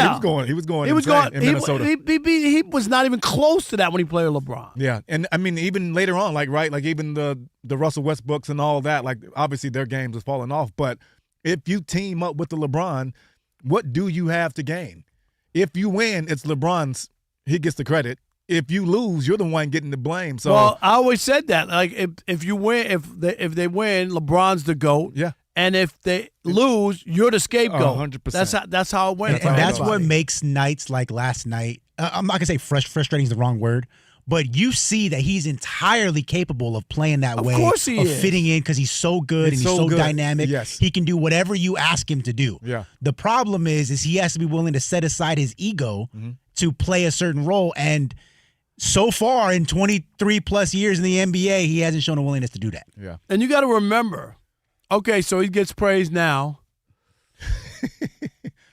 After a while, on the shows, on people start talking, LeBron's washed. He's the third option. You know what I mean? Like the Lakers don't need him. Like all that. Yeah. Then you get in your feelings. Yes. What are you talking about? And he sees it. He said he sees it all. proclaimed himself The king. the GOAT. I say he can't be king in the United States. I only recognize one king. Who's your king? That's Burger King. Other than that, I don't recognize any kings. Oh Kerry. my goodness. That's a bad king. That's right a bad there. king to recognize. That's a bad king. No, man, I hope for his sake. Just for his sake, and we like you said it, he's already outlived his basketball days. He should be doing something. 23 He should be doing something years? else. Like seriously. And let these kids eat and play well, and you do the ancillary things to help your team win. Be that guy that you wanted other people to be for your whole career. I'm with you. Yeah. I don't see me sticking around too long watching. What do you think he's going to? What is he going? Is he going to take a back seat and say this is better for the team? No. But the crazy part, Rob G, he has to. If you know what I mean? Like, I know what you're saying because I agree with you. Like, the ego is a thing, right? But he can't. We've seen the last couple of years. He can't do it alone anyway. But look, if Austin Reeves has a bad week or you know what I mean, that's all it would take. Is like they lose 2 or 3 in a row and say Austin Reeves isn't shooting well. Yeah. Oh, y'all don't need me? You know what I mean? Oh, y'all what? And you know what? Y'all thought I was the wash king. I'm gonna go out there and then one night. Maybe he forces up to be able to score 40 points, and to say he can still do it. You know what he will do? I think he would actually pull a Kobe, though, and not shoot the ball at all in the whole game, just to prove a point. That was the low point in Kobe. You know what I mean? Like, and would you admit that? Oh yeah, that was that he could for his basketball career. Absolutely, he could if he could take that back, he would because that was so it was bad. Kobe-like. Hey, but it worked. It got them Pau Gasol, and a couple of chips later, Rob. Yeah, but that was we playing chess, not checkers over here. Yeah, but that was only because they what's his name? The GM had a deal with the devil in Charlotte. that was a terrible trade to get. You mean in Memphis? In Memphis, with Jerry West. Jerry West. That was like that was a wink. Jerry West helped the Lakers in that trade. You know that. Who did they get? Who did they give up? They gave up Marc Gasol. Marc Gasol's good. They gave up nobody. Kwame Brown. that was just because he called you ugly, Rob. You don't like Kwame. Before that, you were fine with him. Time out. What happened? Yeah, Rob and Chris were getting ripped on these viral videos for like a week straight. Yes. He called Chris glow stick. He said Rob Parker's ugly. Right. That was it. I remember that. You were fine with it when he was trashing everybody else. Then he came at you and you were like, nah, he crossed the line. Nah, I crossed the line. How dare you go and say I'm ugly and Chris is a glow can't call stick. you ugly. No, That's you're right. good. You're good, Rob. All right. Just 877-99 on Fox. We want to hear from you here on The Odd Couple. And the question is real simple. Do you think LeBron James will accept being the third option with the Lakers or not? He did it last night. It looked good. It was easy. They scored 140 points. They rolled. Or is this going to be a problem going forward? We'll continue that conversation next with you. It is The Odd Couple. Rob Parker, Kerry Rhodes in for Kelvin Washington right here on Fox Sports Radio. Stick and stay. America.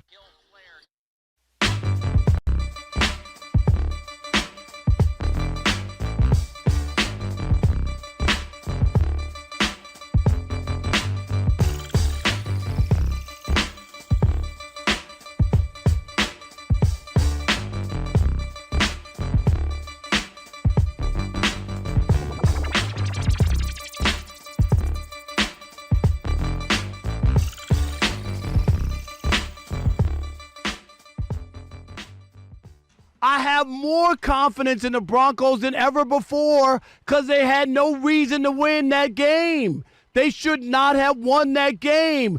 Good teams find a way to win. I am now more convinced than ever that they're going to win the division.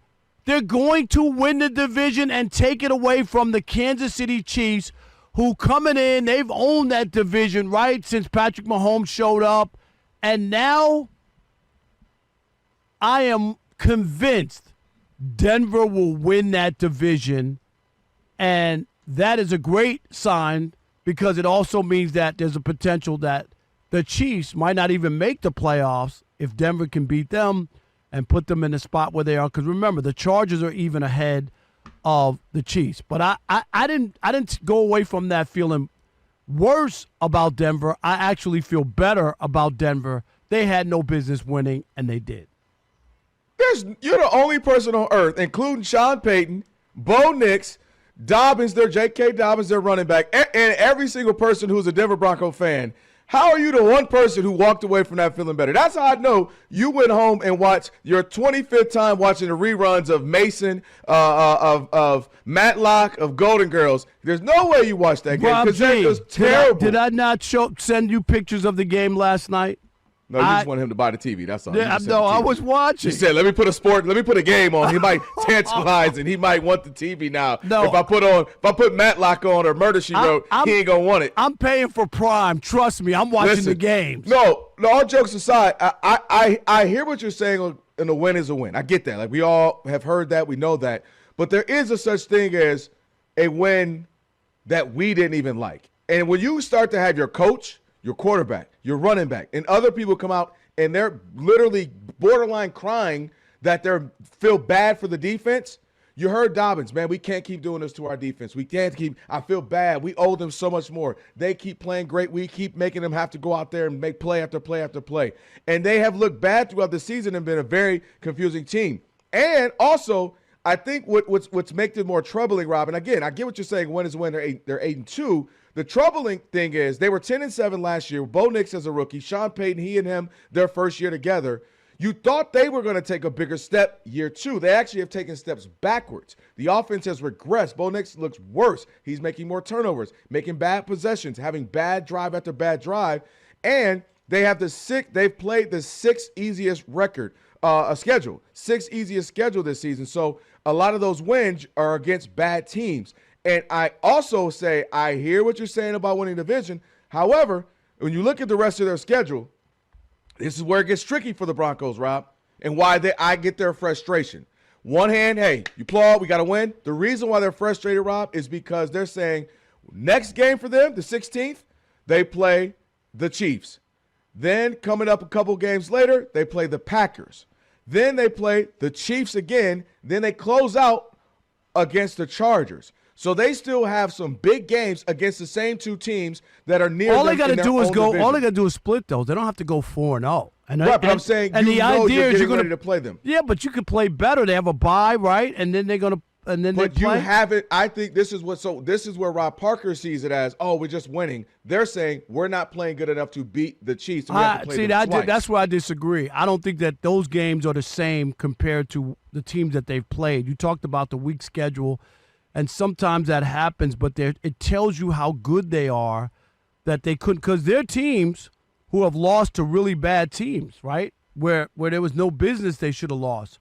So like when the Jets. There's no way you watch the Broncos and think that they. I'm not saying they can't. They have a great defense. That is we all. Well, but that's the part that I like, and they can only get better. They can't play worse than they've played.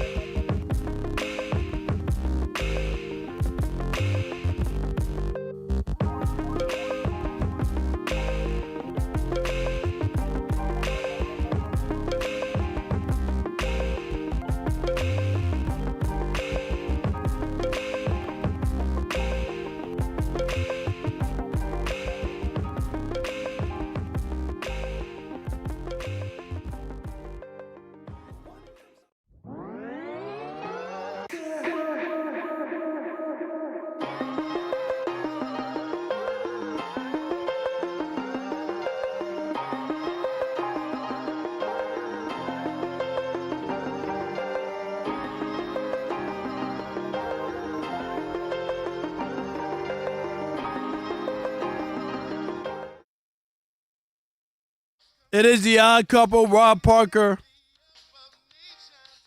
Kerry Rhodes in for Kelvin Washington, 877-99 on Fox.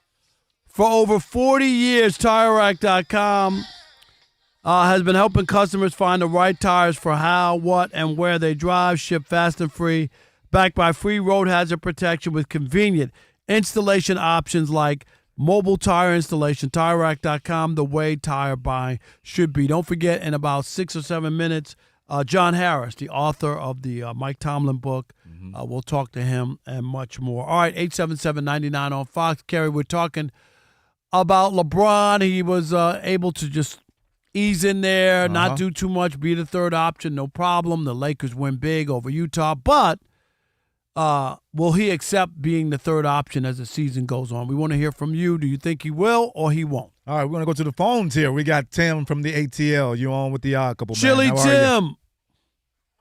What up, Rob? What up, what up, Kerry? What up, baby? Hey, Kerry, I appreciate you, because they used to have them Shedeur, Sanders, Dan Orlovsky fill-ins before.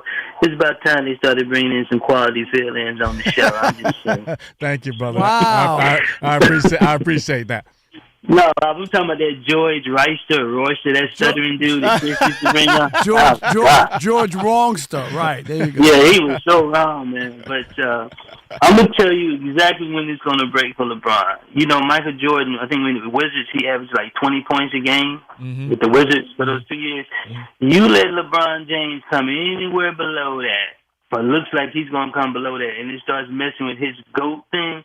It will quickly fade away, and he will be like, nah, this ain't going to happen, because I'm already trying to prove to the world that I'm better than Mike. I am not going to be less than what he was scoring like that. That's a great point. So you let that conversation start happening, and that's when it's all going to You know what, Tim? That is spot on. Yeah. That is spot on. And don't forget. Have a good night, guys. Yep, appreciate right, it. Tim. That scoring average starts to go down. That is true. Do not.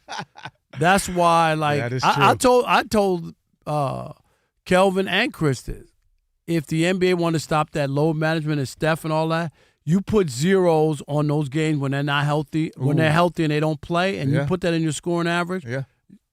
You better believe they'll play. The reason they don't want to play is because they don't want to play 10 minutes and then again score 6 or 8 points. Your scoring average drops. Yeah. So that's why people say, well, why don't you just play some minutes instead of not playing at all? That's the reason why. Yeah. And if you said you get zeros for those games, people would have a heart attack. 877-99 on Fox. That's great. Let's go to Andre from Massachusetts. You're on with the couple, man. How are you? What's up, Dre?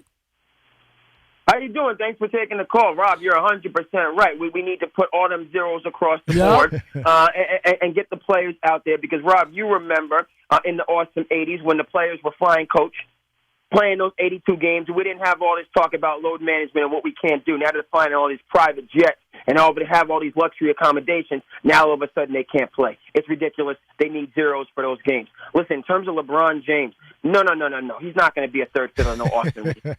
We ain't going to be a third fiddle to somebody undrafted out of Nebraska. That's going to stop. Yep. But we do know he is a savant when it comes to basketball, both mentally and then with his capabilities. He can play complementary basketball. He's shown the ability to do that. Mm-hmm. He did it in Miami, and then they had to go to him because he was in his prime years. But he's capable of doing that, and I think as the season goes on, he will take that great role as second to Luka Doncic, who's in his prime, and give the Lakers a real shot to make noise. Are they better than OKC? Are they better than Denver? No. But those two combined together, going full throttle, they can make noise in the Western Conference. Thanks for taking the call. I like it, Dre. All right. We're going to move on to our next caller. Let's go with Sean from Sacramento. You're on with the couple, man. How are you? What's up, Sean? Yo, Michael from another mother. Cousin. Oh, not cousin, Kelvin. And my brother's behind the board. What's really going on with y'all two brothers? We are good. What's happening with you? Man, I'm living good, man. And Rob, I'm over here checking the comments as the unofficial mayor of the Odd Mob. Yes. And I got to call a couple people out, man. Uh-oh. Polo C, Sports Guru with a handle too long. YouTube couldn't even keep it on my screen. Profit X, all y'all, Red X, all y'all, man. Y'all so busy putting your cape on for King James, you're not even hearing the argument the fellas are having right now. They're not saying whether or not he's great. They're not saying whether or not he needs to retire. They're saying he's too great and he thinks too much of himself to ever fall back as a third option. Exactly. But I will say, I'm over here reading the comments, Rob. They ain't hearing you. They just mad at you. But what I'm going to say is this, man.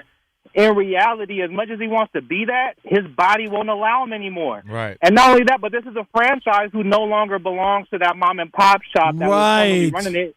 It's new ownership who no longer values him the same way the previous owners did, the Buss family.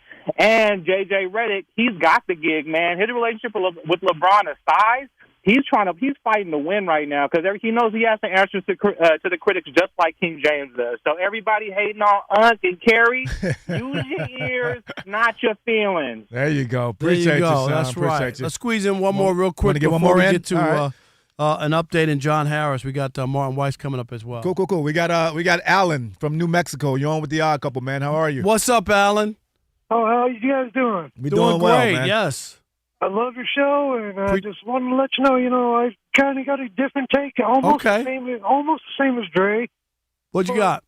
It's like, LeBron has, since he's been in the league, he's had to take on that role because nobody else that he played with could actually do anything, and they'd get rolling, and then they just fall off, and then he'd come back and take over, and he's going to be like that this season. If they start falling off, he's going to do the same thing.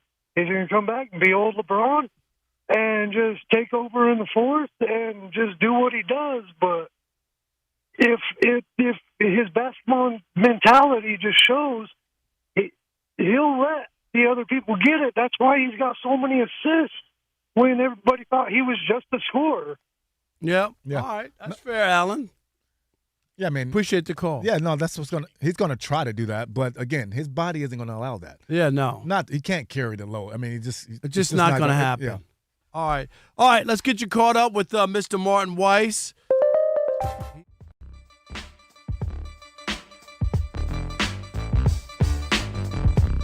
Over Cleveland Cavaliers, Alperen Sengun with 10.6 rebounds. 9 minutes left in the third quarter. The Pacers with a 79-63 lead over the Hornets. Pacers have won one game so far this year without Tyrese Halliburton as he recovers from that injury he suffered in the finals last year. 9 minutes left in the third quarter. Toronto has a 4-point lead over Philadelphia, 67-63. Brandon Ingram was 17 for the Raptors. Maxey has 15 for the 76ers. 3 minutes left in the first half. Warriors and the Heat. Miami with a 43-40 lead. Buddy Hield's got 10 for Golden State. Andrew Wiggins with 7 for Miami. With 3 minutes left in the first quarter, the Timberwolves have a 28-24 lead over the Wizards. Anthony Edwards 12 early. 2 minutes left in the first quarter. The Pelicans lead the Nuggets 29-24. Nikola Jokic has 10 points already of those 24, and just under 2 minutes left. The Thunder and the Kings, two teams headed in opposite directions. Oklahoma City's 14-1, Sacramento 3-11. OKC leads 24-20. Shai Gilgeous-Alexander has 11 points. Again, there's 2 minutes left in the first quarter. College football action, MACtion going on right now. Miami of Ohio just called a timeout. They're trying to punch it in before the 2-minute timeout. 14-3 over Buffalo. At the half, Central Michigan has a 14-3 lead over Kent State. In the NFL, Joe Burrow listed as a full participant in Cincinnati's practice today, while Joe Flacco was listed as limited with a right shoulder injury. The Jets named Tyrod Taylor their starting quarterback for Sunday's game against Baltimore. Atlanta confirmed that Michael Penix, the quarterback, will need season-ending surgery for a partially torn left ACL. Drake London, wide receiver, for Sunday's game against New Orleans, he'll be out as well due to a knee injury. 49ers signed Matt Gay, the kicker, to their practice squad, and Lamar Jackson popped up on the injury report today with an ankle. Back to you guys. All right, Mr. Weiss, thank you. It is the Odd Couple. Fox Sports Radio, Rob Parker, Kerry Rhodes, here on this Worship Wednesday, Fox Sports Radio. Now let's welcome in our next guest.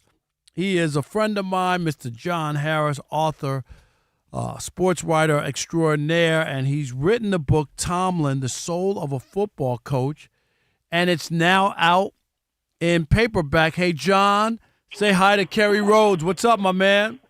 Hey, gentlemen, how you doing? All good, John. How you doing, brother? How's your day? I'm doing well. Okay. Appreciate you guys having me on. No doubt. Tell us, the book just came back out in paperback, I should say. Yeah. Tell us a little bit about the book, how people can get it, and then we could get a little deeper into Mike Tomlin. Yeah. You can go to Amazon and pick it up. You can go to my website, johnharrisinc.com. A lot of the Barnes & Noble, all the bookstores, it's available to go online or go to the stores in person. But it's out there. It's been out since October 28th. And I'm excited about it because I know, Rob, you had me on before when I talked about the original, the hardback edition. But this is different. The paperback is an updated version, and it has a really interesting chapter on actually how Mike Tomlin really, really got the job. There was so much talk about how it happened, how it didn't happen.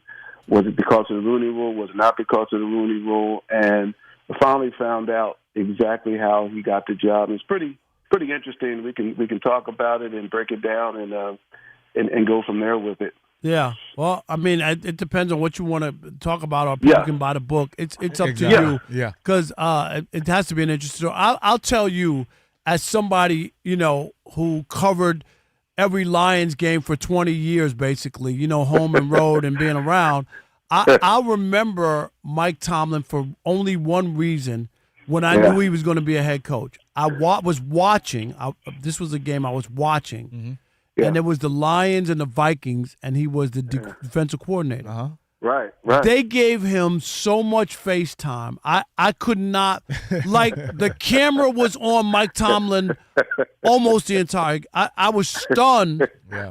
I kept saying to myself, wow. Yeah. And they were talking about the defense and Mike Tomlin, and that's when I knew he was going to be a head coach. So, He's very new. A lot of people, a lot of influential people like Tony Dungy, Brad Childress, who gave him the opportunity to be a defensive coordinator in Minnesota. Mm-hmm. Obviously, the Rooney family. He was just on this path. When he was in college, he coached at VMI, Arkansas State, University of Cincinnati, University of Memphis, and then Monty Kiffin, Lane Kiffin's dad, was the defensive coordinator at Tampa Bay. He knew the Cincinnati head coach, and they went back along many years and recommended him. And then he goes to Tampa Bay, wins the Super Bowl there as the defensive back coach. Now he's a hot name. Yeah. Goes to Minnesota for 1 year, like you said, Rob. 1 year, that's it. And then he interviewed actually before that for the Miami Dolphins head coaching job, and didn't get it. Apparently, he was, as I said in the book, he was deemed to be too hip hop. Too hip hop. Wow. He didn't even come across like he's too buttoned up for me. No. At that time, was he? No, Mike Tomlin, the DB coach, was cool. He was a cool. Was he? Cool Because cat, he cool changed customer, it. Then he changed his demeanor. You got to when you're the head guy. You got to change it a little bit. But no, John, I want to ask you what was the motivating factor behind using this subject? Obviously the subject being in this situation, Mike Tomlin, to write a book about it and really share the story, expand on the story. Well, I lived in Pittsburgh 10 years. I was a columnist for the Pittsburgh Tribune Review. I covered his first 10 years, so I got to follow that whole process, the hiring process. Winning the Super Bowl his second year. Then going to another Super Bowl 2 years later, and so he's just getting hired at 34. African American coach, black coach hired at 34. At that time, 2007. Oof. It was just think back how long ago that was. He's now in his 19th season. He's the longest tenured head coach in professional North American sports. You laughed as you said it, John. That's funny. yeah, but the only thing is that brother better win a playoff game pretty soon because the clock is ticking. Now does he understands that, doesn't he? Doesn't he feel that? Yeah, look at what they did in the offseason, bringing a 41-year-old quarterback. Well, they needed a quarterback, not right? I mean, and Aaron Rodgers, we get it. He's 41, but he knows how to play the position. Aaron Rodgers was my draft class. So. Right. That's all. That's all he is, John. Go ahead, John. Finish, John. Yeah, they made a lot of trades. Yep. With Miami and just brought in a lot of veterans. So they were arming up. They were gearing up for this year, and Aaron Rodgers was going to be the icing on the cake. And they're 2 games over 500 right now, 6-4. Baltimore is fast approaching. Yep. It's going to be interesting to see how it goes down the stretch. I think they have their defense straightened out, and now they just have to get maybe a little bit more consistency with the offense. And that's in Pittsburgh. When I was there, I live in Texas now, but there's always been a love-hate relationship with Mike Tomlin, with the media, with the fans there. Steelers haven't had a losing season since 2003. Yeah. So there's just this expectation that, like you said, Rob, they haven't won a playoff game since 2016. Right. And the last thing we do want to get to, we're running out of time. the bromance with Aaron Rodgers? Where's that from? and I get it, as another coach to watch somebody and obviously to admire and people for whatever people could dislike Aaron Rodgers, whatever. For other stuff. Yeah. As a football player, and you know this kid, dude, he's one of the best players who ever threw the football. 100%. I mean, anybody who can't say that isn't being honest. Yeah, for sure. Yeah. Well, they go back to the Super Bowl when Green Bay beat the Steelers, and I think that relationship has been there ever since. I know there was a game they played Green Bay a few years ago, and he and Mike were like, I'm sorry, with the Jets last year. And he and Mike, they had this special bond after the game, and people were looking at it like, what's going on here? So this is a player he's admired forever. And the quarterback situation last year in Pittsburgh was not good. So Mike Thomas said, okay, this is what we need. We need stability. We need this veteran. I love Aaron Rodgers. I'm going to get Aaron Rodgers. And so here we are now. He's coming off an injury. He hurt his wrist, a broken wrist, or some partly broken wrist. So we'll see what happens. I think he felt like Aaron Rodgers was the final piece to this puzzle, which he says he believed at the beginning of the year that this is a team that can win championships. Wow. All right. Again, his name is John Harris. The book is Tomlin, The Soul of a Football Coach. It's available. The paperback just came out. I've known John for a million years, John, since our days, back in the old days in Detroit. Yes. Yes, sir. Yes, many, many moons ago. John, don't claim that million years thing. Yeah, I know, right? Don't claim it. John, thanks for joining us on The Odd Couple. We appreciate you. Have a good one, man. Appreciate you. I appreciate you guys. Yes, no doubt. All right. Okay. Coming up here on The Odd Couple, one's got to go. You'll like this, too. Should I give it away, Rob G, or not? Yeah, I won't give it away, but you'll like this one coming up because you love the musical aspect of life. So one's got to go involving music without giving it all away. Tight pants. No. Tighter pants. That's right. The shorter shorts. And cargo shorts. Right? We'll do that and much more. It is The Odd Couple on a Worship Wednesday. Rob Parker, Kerry Rhodes in for Kelvin Washington right here on Fox Sports Radio. Stick and stay. Especially if you're musically inclined like Kerry Rhodes in the US of A. He's a singer.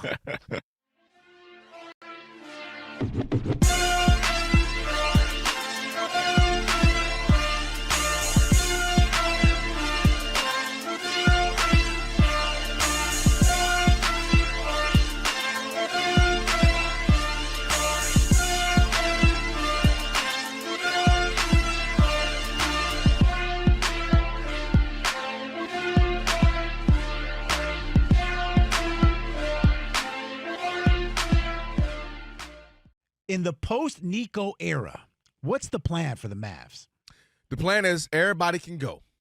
I would like to keep, clearly Cooper ain't going nowhere, but I would like to keep P.J. Washington and just that you got to have somebody who can score a ball a little bit. I like that. And I would like to keep Lively, right? To have me a nice big who can play a little defense, change some shots, affect things at the rim, and then obviously, be a part of that tip dunk, offensive rebound guy. Rest of that, everybody can go. I don't want to. It's not optimal. You not have a star like an AD or Kyrie, but the fact of it is, for the rest of their careers, I just don't know their availability.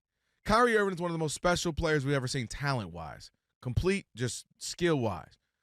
Often injured, stuff's going on. There was the COVID year and just stuff. So there's always, you just don't know the reliability of Kyrie Irving. Talent-wise, we know if he just was going to play 80 games, 75 games, you knew what he was going to get great. Same thing with Anthony Davis. Two-way player. I know exactly what I'm getting on both ends of the floor when he's healthy, when he's rolling, but I don't have a creator right now. I don't have guys who can get the ball. I don't have guys who can make it easier for other people. D'Angelo Russell ain't that, and he never has been that. That's just not his skill set. His skill set is really more of a come off the bench and get you a bucket kind of guy. So to me, I'm willing to start over. New general manager coming in. You got your new rookie in Cooper Flagg who needs to get things going, and let him just have this year to figure it out.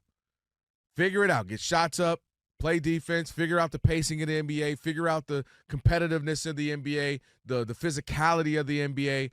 Figure it all out. We're going to keep a couple pieces around, and then I'm moving. I'm fielding calls.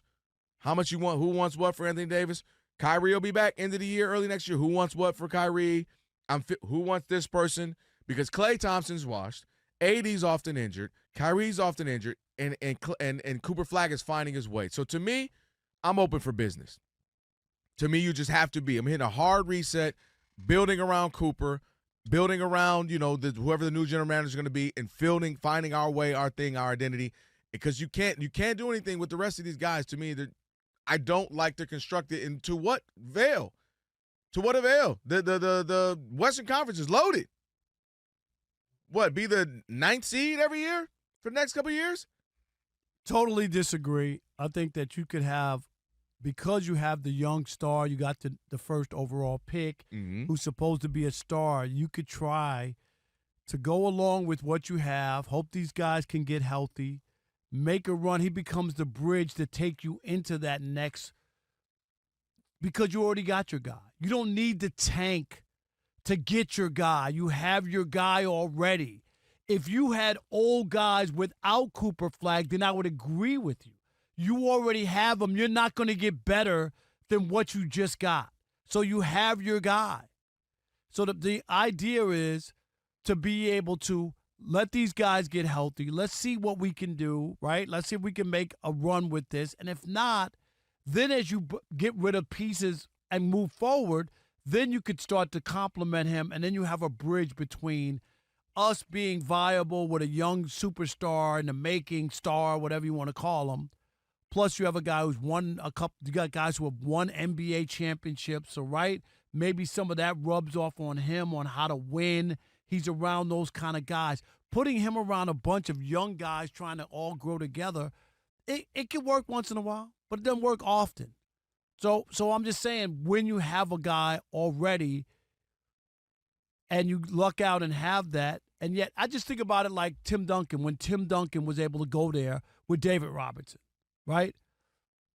But that was a fortunate. Like, they weren't as bad as getting that number one pick. No, but he was hurt, and they did. But I'm just saying, you wound up being able to have both. You know what I mean? Tim Duncan was obviously your future, but you had David Robinson, and you didn't go, okay, we got Tim Duncan now. Let's get rid of David Robinson. I and love let's your start example. moving on forward. I'll one up your example with your own example. When you were them and then you start to get Tony Parker becomes a guy, and then you go get a Kawhi. The difference is, to me, a couple of things. One, you just can't have guys that you're talking about that are always injured. Like Anthony Davis and it's only going to get worse. He's getting older. It's not like you got him at 23 and you say, well, we don't know. No, we know, and it's only going to get worse. Kyrie Irving, it's only going to get worse. And so the reason why, when you start to look at the teams that have had success over the last 10 years or so, it's guys who grew together. It's drafting Steph, drafting Clay, drafting Draymond, drafting Harrison Barnes, and then you run around. Obviously, Harrison Barnes will leave. How did Toronto win its championship?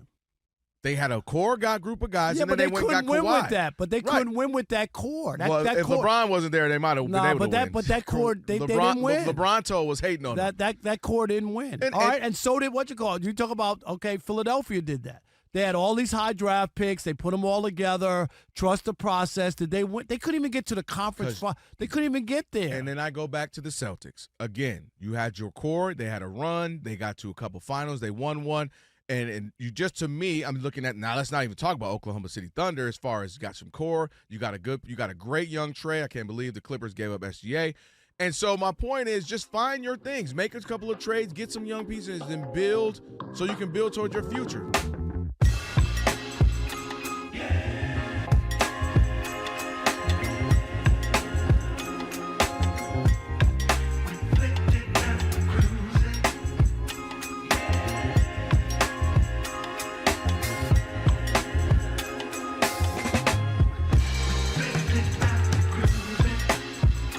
Couple on a Worship Wednesday. Rob Parker, Kerry Rhodes, and for Kelvin Washington. If you missed any of today's show, make sure you check out the podcast. Rob G's putting it together as we speak. Wherever you get the podcast, just check and search for Odd Couple. Rated at least 5 stars, and provide a review. Again, search Odd Couple wherever you get your podcast, and you'll find today's full show and a best of version right after we get off the air. All right, it's time, Kerry, for One's Gotta Go. Uh-oh. Hard decisions. So 5's a crowd. Is that what I'm gleaning here? 5's an uneven number. Figure it out. Hear me out. One gotta go. That's right. One's Gotta Go here on the Odd Couple Fox Sports Radio, where we discuss something that we're over at this point. And the emphasis of this week's topic is, I don't know if you guys know this. I'm sure Kerry does. Rob don't know it. Wicked 2 is coming out this Why weekend. you gotta say that? I'm a Wizard of Oz. You Me are and not Kerry are cultured. both. You are uncultured. He's uncultured? I went to see What you saw? Wicked on Broadway. I saw Phantom of the Opera in Sydney, Australia. Well, I'm glad you brought that up, Rob, because that's leading us. I saw The Lion King. Oh, God. 4 rows from the front on Broadway. You could smell the sweat. Oh, it was I unbelievable. saw a jump a gazelle, Rob. All right. So, because it's coming out and because I saw Rob Puff the Magic Dragon. is so well traveled. Too much. This Too much. week's One's Gotta Go. Hit Broadway musicals. All right. Did a All right. Google search. These are the top 5 most successful musicals ever. All right. This is easy. Wicked, of course, is one. Yep. West Side Story. Yep. When you're a jet, you're a jet all the way. Hold on, Lion Rob. King, Lion King. All right. Phantom of the Opera, Oh, God. and Hamilton. Oh, God. One's Gotta Go. God. The entire catalog, all the music, gone forever. You know what? Can I go? You go first, Rob. I'm going to go first. Ooh. This is easy. It's easy for me, too. Wicked. I'm sorry. You said you just Wicked. saw how proud you were that you saw it, and now you're like, nah, But, it's easy. but if you put them up against the ones you just gave me, playoffs, I'm sorry. All right, go ahead. Martin, are you in? Martin, you go ahead. Martin, what you got? Alex, are you in? What you got, Alex? This one's easy. What you got, Alex? Simple. Not only did they have to bombard us with that, I guess you could say, performance that Rob was luxurious enough to go to Australia to watch, they decided to make a terrible movie. Phantom of the Opera? No, Wicked. They made a Wicked. terrible movie with Ariana Grande, and then they had this whole, like, rebuttal thing and, like, integral conspiracy about the girl playing the witch. Now there's a second one. All I'm going to say is the movie sucked. I watched none of it, so I can say it sucks. How can you say it sucked if you never saw Because it? I didn't need to see it. It's for example, it's like people, I hate this statement by this way. It's like, oh, you can't complain because you didn't vote. No, I can complain because I didn't vote because I don't like the system. That's the stupidest thing I've heard of. But anyways. There you go. What you got, Martin? I'm going to vote and I'm going to complain. You guys I understand your arguments against Wicked, but you're missing entirely the complete press tour that was rammed down our throats for Hamilton, which was, first, factually inaccurate. Second of all, what are you people doing rapping in colonial times? And thirdly, Lin-Manuel Miranda. Yes. Where you been since?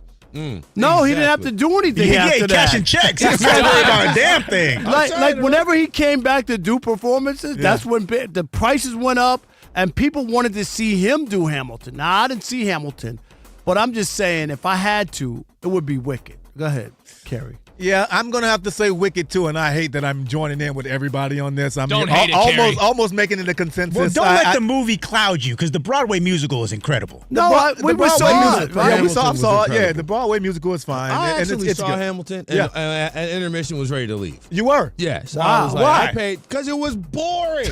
It was boring. Wow. Yeah, I'm on board with Wicked too. Yeah, I think you it's could go on a date to Wicked. Right. Hamilton, you fall asleep in the back. And he does not like Hamilton. Hamilton at This all. one's controversial because I think it's really good. It's What? It's, I'm looking it's at one you of because the. here we go. You going against the grain? I'm going yeah, against the grain. It is one of the best musicals I've ever. I saw it like 3 times. That's how good it is. The problem is that the movie is better than the musical. And what's that? So Lion King got to go. Lion King. Lion King got to go. No. You did see not. yourself out. Yeah, we're gonna usher him out. Rob G. And I seen it. I was in the crazy. 6th row when I saw All it right, the first time. when those animals came to life and started It's just a walking guy. around- It's a guy, but yes. The Kerry, animals did was not it come to life, Rob. Yes, they did. Rob, that was incredible. It was incredible. It wasn't Am I even. It right? wasn't animatronics. It was real. They just Real came people. from. Yeah, the real people. They came to life. One peed on my leg. It was alive. I'm telling you, I could not believe like the pageantry and everything. Wasn't it incredible? And you know why it was more incredible for you? You were up 2 rows in front of Rob G. Yeah, so he I couldn't it. see everything, so that's why I didn't get the same experience you got. I was sitting center, 4 rows from the front. 4 rows. You were 6, Rob. So yeah, you didn't get the full experience. It was on Broadway. Yeah. It was unbelievable. It is unbelievable. You know what, Rob? I'm convinced you didn't pick Hamilton just because you left New York before it hit Broadway. If you had been 3 rows from the front of that, you'd be sounding like me. I don't know. I'm telling you, Martin got a hit piece on Hamilton. I know. We got to look into this. that just means Martin doesn't have a $10 bill in his wallet. History actually happened, folks. That's all I'll say. Odd couple. We are Fox Sports.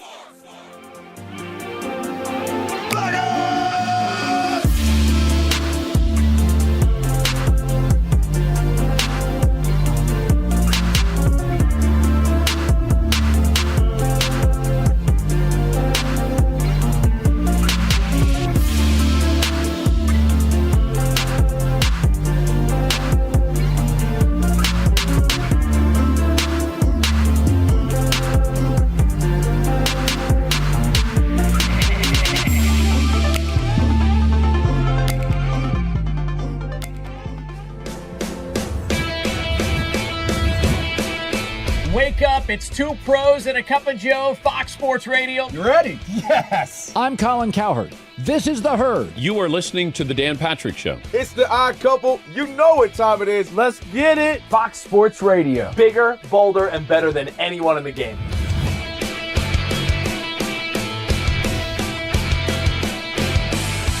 Fox Sports Radio is the #1 sports audio network. Diverse, fun, entertaining, and driven by the big sports topics of the day. They had to bolster the offensive line, which they did. You finally said something right. Congratulations. That game was incredible. You are wrong. You could take that trash somewhere else. Wham!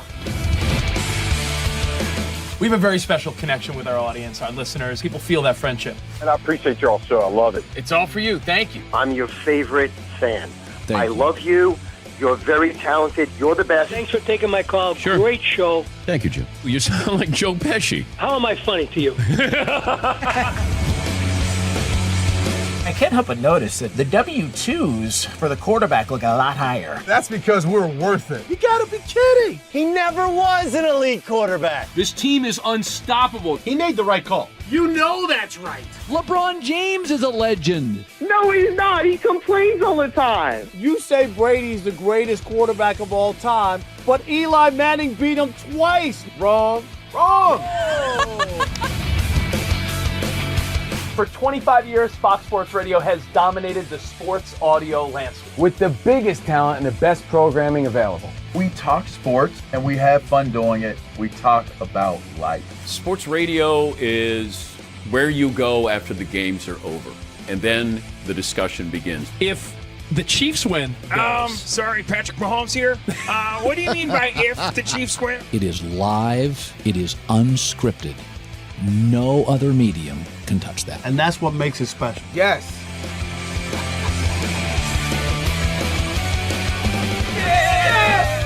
Who wants some? Bigger, bolder, better. We are Fox Sports Radio. Yeah.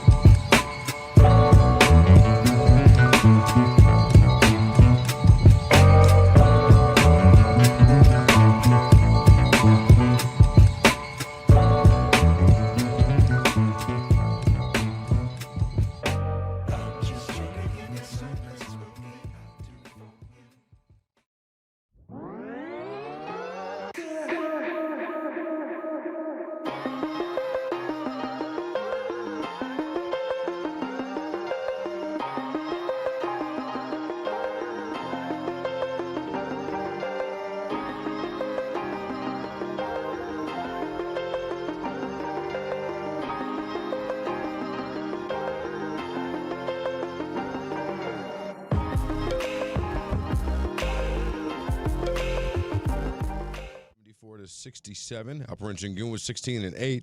10 minutes left in the fourth quarter. The Pacers with a 116-94 lead over the Hornets, looking for their second win on the year. The Pacers are.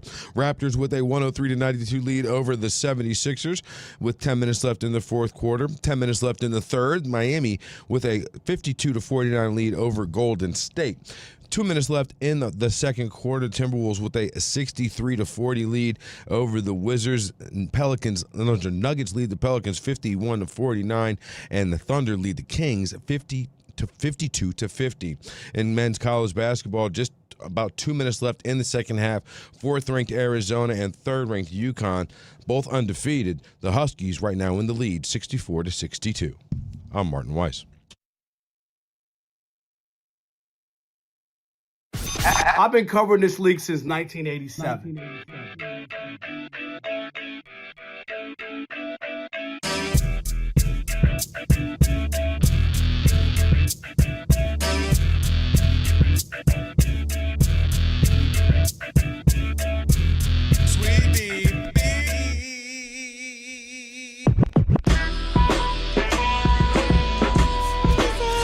Can this sports writer and this sports fan share a radio show without driving each other crazy? Now, live from the Fox Sports Radio studios, here's Fox Sports Radio's Odd Couple, Rob Parker and Kelvin Washington. Unbelievable. Hour number 3 here on the Odd Couple on a Worship Wednesday. Rob Parker, Kerry Rhodes, the former All-Pro cornerback, joining us here in for Kelvin Washington. And don't forget, with the iHeart app, you can stream us wherever you happen to be. That's right, catch us and all the Fox Sports Radio shows live 24/7 in the new and improved iHeart Radio app. Just search Fox Sports Radio in the app and stream us live all day, every day. And be sure, that's right, to select Fox Sports Radio as one of your presets in the iHeart Radio app so that you will always pop up at the top. That's right, Fox Sports Radio will pop up at the top. And don't forget, coming up in about 28 minutes, Deshaun Tate, college basketball and NBA analyst, host of Locked on the Hawks podcast. College basketball is underway, right? Yeah. Deshaun will chime in on some stuff. Also, Last Call will do that. Couple things really quickly. Unbelievable that Thanksgiving is next week. Man. Am I right? Man. Like seriously. It's crazy. And next week, next Friday, you'll be here for Kelvin, right? Yeah, I'll be in.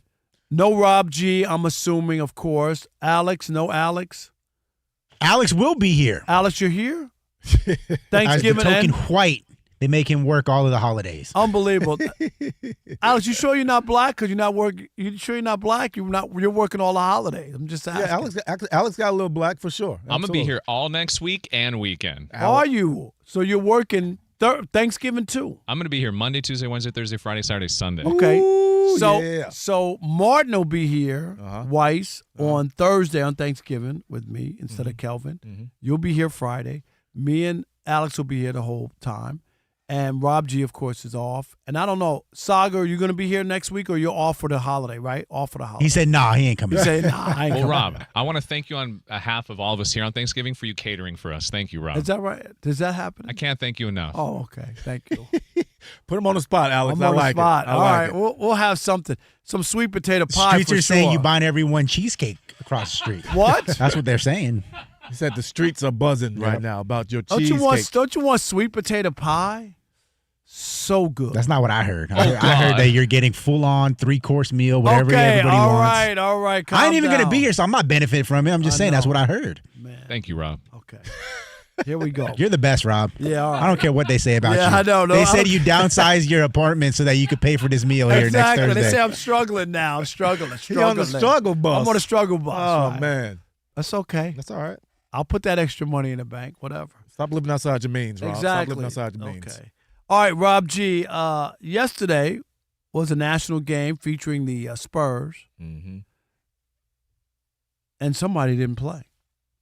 How about that, Rob G? It's unfortunate, but yes. Victor Wembanyama. Wemby. Wait a minute. What? Oh, we are no. not playing it. Please don't. We ain't playing it. Alex deleted that file. Alex, do not do it. Gone. What? Everyone knows it's Wemby. Wait, Rob, you're catering. I forgot. I got you. Everyone knows it's Wemby. Look at the graphic. There you go. One more time, Alex. Everyone knows it's Wemby. There's not a better tune going on other than the other song we made. Hush is out, so don't get it. Yeah, don't get it twisted, Rob. All right. You got a little too ahead of yourself there. Exactly. No, but yeah, Wemby did not play a big national TV game, unfortunately. And even worse, reports are that he's going to be gone for a hot minute because he's not even going to be reevaluated about this calf strain for 2 to 3 weeks, which means realistically he ain't playing for 3 to 4 at a minimum. So if you're watching a Spurs game and you're looking for that 7'5" alien running up and down the court, you might want to change the channel. Yep. See, he's an unbelievable talent. Yep. We all know that. Yep. No one. I'm not sitting here trying to poo-poo Wemby. I made a song for him. Yeah. Okay, because I know everybody knows it's Wemby. He's the next thing. But this is where, when people talk about him possibly being the all-time greatest ever and all that. Yep. This is why I think it's going to be very difficult for him. Mm-hmm. Because guys his size have health issues. Yes. Right? Yeah. Am I like they've all had it. He's already had blood clots. Yep. He's gonna have there's Calf always strain something. now. Yep. It seems like there's always something. And he's rail thin. Yep. And guys that size usually have ankle and foot and leg issues as well. Mm-hmm. And that's the disappointing thing. That do I really think he's going to have a 18-year career and be the all-time leading scorer and all that? I wish I could sit here and tell you that. I don't think it's going to happen. No, guys like that have a shelf life. They're called unicorns for a reason. We don't see it, and we don't see them on the court either because the way he moves, the things that he can do, and the challenges he presents on the court. That's apparent. We see it. We know how great it can be. We saw it with Porzingis when he first got there. 7'3". He could move. He can handle the ball. I mean, not like Wemby, but but I know what you mean. But similar. And it hurt all the time. He was going to be the next guy. He got called the GOAT by his peers. We didn't give him that name. Kevin Durant gave him that name, right? Like, he could do those things. Wemby can do those things plus 10, right? The way he looks. Porzingis is a good pull there. But it's the thing, right? But they're going to give you bursts of brilliance, and that's all they can have because their body, just their frame, you just can't hold. You can't do those things on that frame. And so that's the only thing with Wemby, man. You can't deny his talent, but when he's just not going to be able to stay healthy at the rate he's doing these things at that height and that size. Yeah. It sucks. That's the problem. Rob G., and I'm not saying Wemby's on par with Manute Bol, but Manute Bol was another Of course. like I'm just saying sides. Yeah, Manute didn't move like that. No. Yeah. Wemby's a different animal, yes, but I'm just saying Manute Bol was hurt a lot and couldn't stay healthy, and I think that's the disappointing part. Like this guy's, he's how old is Wemby? 23. 21. 21. Yeah. And Manute Bol was very healthy for the first 6 seasons of his career. He was. He didn't. And so he was playing 80, 82, 77. wow. Like he was right there. But Manute wasn't playing as many minutes. No. After year 6, drops down to 70. Well, that's all right. Not too bad. Yeah. Then it's 58. Yeah. Then it's 30. Right. Then it's 5. Then he's out of the NBA. Yeah, and that's the issue. I remember Manute Bol playing against my alma mater, Southern Connecticut. Yeah. He played at like Fairfield, some school in Connecticut. Just some random. Like what school, Rob G? Is it Fairfield? What school did he play at in Connecticut, Manute? Fairfield, I want to say. Why am I not sure of that? In college? Yeah. Bridgeport. Okay. In Connecticut? In Connecticut. Yeah. And I remember him playing. Come in, Division II, Southern Connecticut. The gym is packed out because obviously this freak of nature is there and whatnot. Shooting threes and all kinds of things. And I just remember like an inbounds pass where he's basically sitting there. They just lobbed the ball into him and they couldn't stop him. Yeah. And he was one of those things, one of those specialty players you thought with his height, who can stop him? He's going to have this kind of career. And injuries caught up with him. And you think about Manute and the way they played at the time, I can see why he was healthy the first 6 years. the tempo, the pace wasn't as It was fast and different, up and right, down like right. this. And so that's the other That's a good thing. point, yeah. Like the tempo and the pace and the And way then they you're play, asking you can't Wemby do to it. do all this other stuff, dribble a basketball, all that's that. what I'm saying. Yeah, Yeah. like it's going to have an impact. Yes. Yeah. There's no way about it. Yeah, I mean, it sucks, man, because he's so good, and you're literally watching things he's doing on the court this year in particular. I love the way he went back crazy. at Draymond the other night. Exactly. Was that not Yeah. awesome? He's not scared. No, dude, I'd be like, what? Dude, get out of my way. He don't even see Draymond down Right? there. No. Yeah, get out of my way. Yeah. And Draymond trying to roughhouse him. Yeah, of course. Make punk him. He's a 21. I don't care how tall you are or whatever. He jammed right on Draymond's face. Yeah, Wemby been out there training with monks and all kinds of stuff, man. I'm scared of what he knows anyway. He I probably know. knows a lot, so I wouldn't mess with that little kid. I know the monk thing. I was wondering about that. Yeah. Did he shave his head too? He did. Yeah. Mm. Yeah, he's 21. It'll grow back. Yeah. Oh yeah. I mean, he already has grown back. He already got the hair back. He's all Exactly. right. No, he's good. Yeah, he's good. I went on my trip to Australia. There was a monk in our group. Mm-hmm. You thought about going to sit with him? Nah, You wouldn't have gave up the chicken, so you wouldn't have been. No, able to... I'm not doing that. But there was a monk on the trip, Really? and he wound up dying. He was in a room next to me. Died on the trip. A monk. In the It was room crazy. next to you? Yes, I heard a thump. No, stop. Come on, Rob. I'm telling you a true story. Oh, come on, man. I heard a thump in the middle of the night, and I'm like, "What was that?" Really? And he was the day earlier. He was like sweating profusely, drinking, and I was like, "What is this guy doing?" And went to his room. So the next morning, the tour bus is ready to go. He's the only one who's not there. So they don't wait the tour bus. You got to go. Yeah, yeah. And they went. They said, "Well, you guys go. If we can get him up and get him there, we'll drive him to the location and whatever." And then the guy showed up from the hotel, like, the monk is no longer with us. And then we're like, he left the trip. Did he go home? They're like, no, he died last night. He left. He left. He left. Yeah, All right. he left. All right. Crazy, Yeah. but Wow. that was my monk story. Wemby's story is it would be a shame. It would be great to see like the potential, and we love what we see. Yeah. I'm just not convinced we're going to have that pleasure. And already, you know what we just said? He's 21, and look at what he's been through already. He's already missed 47 out of a possible 164. I mean, think about that. Entering this season. That's like a third, isn't it? Would you say A little one? more, almost a third, yeah. Almost a third, yeah. Right? Almost a third. Yeah. And this season, he was gangbusters. Yeah, 26, 13, and 4. He should be averaging 40. On 50, 35, 86 splits while leading the league in blocks at 21. Yeah, it's crazy. No, Rob, he wouldn't be averaging more. He got a lot of guys that can score on that team, so that's about right for him. But it just seemed like it's almost impossible to stop him. Is what It I'm saying. is, but and if yeah. he didn't want to shoot threes, like how could you stop him? Yeah. I'm just saying. No, I know, yeah. Like people don't like that. I don't know why. Like I would just feed him until they come up with a plan. But maybe they just, you know what I mean? And I get it. The other players want to play too. Well, you just said it though. The usage rate for him can't be that high. Right. That's another reason. That's too. another because they would wear him down. Exactly. No doubt. All right. 877-99 on Fox. 877-996-6369. Will Wemby's body allow him to fulfill his potential? We'll continue that conversation next with you. 877-99 on Fox. But you know what I'm going to say, right, What's Alex? that, Rob? We already know. Say it. It's the Odd Couple on Fox Sports Radio. Rob Parker, Kerry Rhodes. Okay. Stick and stay. Especially if you like somebody named Wemby in the US of A. Everyone knows it's Wemby.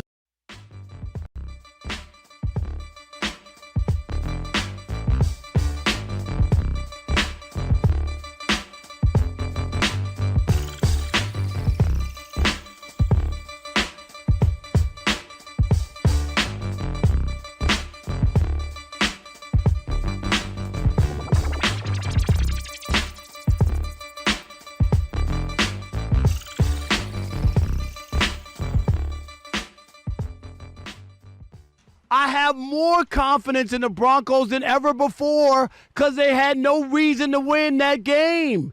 They should not have won that game. Good teams find a way to win.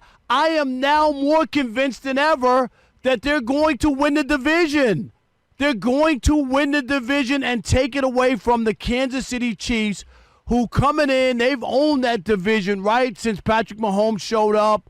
And now I am convinced Denver will win that division. And that is a great sign because it also means that there's a potential that the Chiefs might not even make the playoffs if Denver can beat them and put them in the spot where they are. Because remember, the Chargers are even ahead of the Chiefs. But I didn't go away from that feeling worse about Denver. I actually feel better about Denver. They had no business winning, and they did. You're the only person on earth, including Sean Payton, Bo Nix, Dobbins, their J.K. Dobbins, their running back, and every single person who's a Denver Bronco fan. How are you the one person who walked away from that feeling better? That's how I know you went home and watched your 25th time watching the reruns of Mason, of Matlock, of Golden Girls. There's no way you watched that game because that was terrible. Did I not send you pictures of the game last night?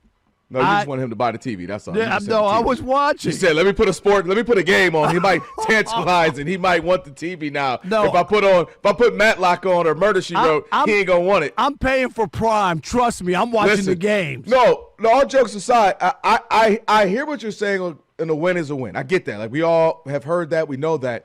But there is a such thing as a win that we didn't even like. And when you start to have your coach, your quarterback, your running back, and other people come out and they're literally borderline crying that they feel bad for the defense. You heard Dobbins, man, we can't keep doing this to our defense. We can't keep – I feel bad. We owe them so much more. They keep playing great. We keep making them have to go out there and make play after play after play. And they have looked bad throughout the season and been a very confusing team. And also, I think what's making it more troubling, Rob, and again, I get what you're saying, win is a win, they're 8-2. The troubling thing is they were 10-7 last year. Bo Nix as a rookie, Sean Payton, he and him, their first year together. You thought they were going to take a bigger step year two. They actually have taken steps backwards. The offense has regressed. Bo Nix looks worse. He's making more turnovers, making bad possessions, having bad drive after bad drive. And they've played the sixth easiest schedule, sixth easiest schedule this season. So a lot of those wins are against bad teams. And I also say, I hear what you're saying about winning the division. However, when you look at the rest of their schedule, this is where it gets tricky for the Broncos, Rob, and why I get their frustration. One hand, hey, you applaud, we got to win. The reason why they're frustrated, Rob, is because they're saying next game for them, the 16th, they play the Chiefs. Then coming up a couple games later, they play the Packers. Then they play the Chiefs again. Then they close out against the Chargers. So they still have some big games against the same two teams that are near. All they got to do is go. Division. All they got to do is split those. They don't have to go 4-0. Right, but I'm saying and the idea is you're ready to play them. Yeah, but you could play better. They have a bye, right? And then they're gonna. And then but they play. You haven't. I think this is where Rob Parker sees it as, oh, we're just winning. They're saying we're not playing good enough to beat the Chiefs. So we have to play them twice. That's where I disagree. I don't think that those games are the same compared to the teams that they've played. You talked about the weak schedule. And sometimes that happens, but it tells you how good they are that they couldn't, because they're teams who have lost to really bad teams, right? Where there was no business they should have lost. So like when the Jets. There's no way you watch the Broncos and think that I'm not saying they can't have a great defense. That is, we all came into the season knowing that. But that's the part that I like, and they can only get better. They can't play worse than they've played.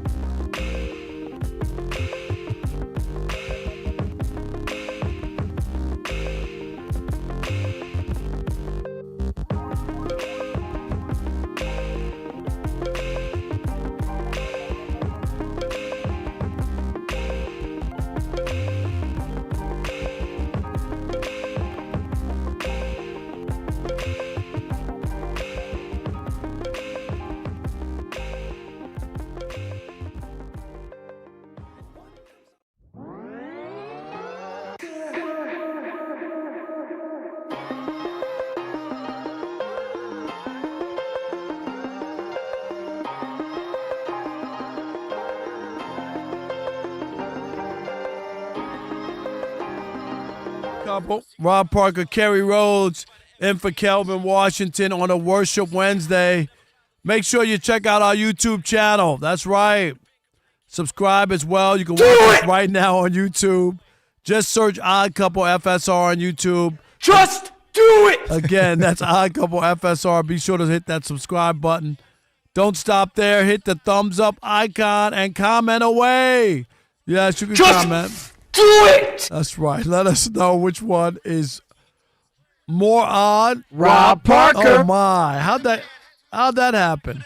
Check us out on YouTube and watch us right now live. Just search Odd Couple FSR and subscribe. Don't forget Deshaun Tate, college basketball NBA analyst, coming up in about 8 minutes or so. We have a chance to have people chime in. We were talking about Wemby reaching his full potential, but also there were people called in earlier who wanted to get in on the Shedeur Sanders, who's going to make his first start in the NFL.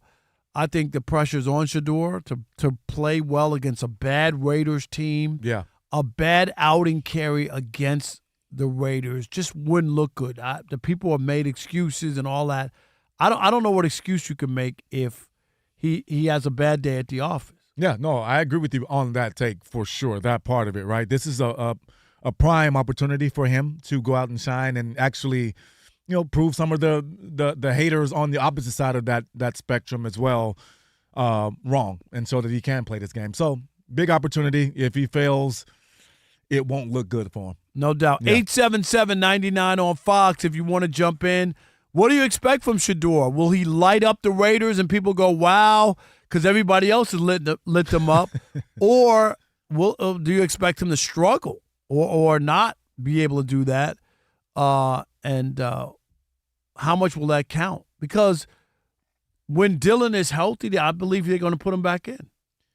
Man, you're probably right, but I have seen enough of Dylan Gabriel to know he's not an NFL quarterback right now. Really? Yeah.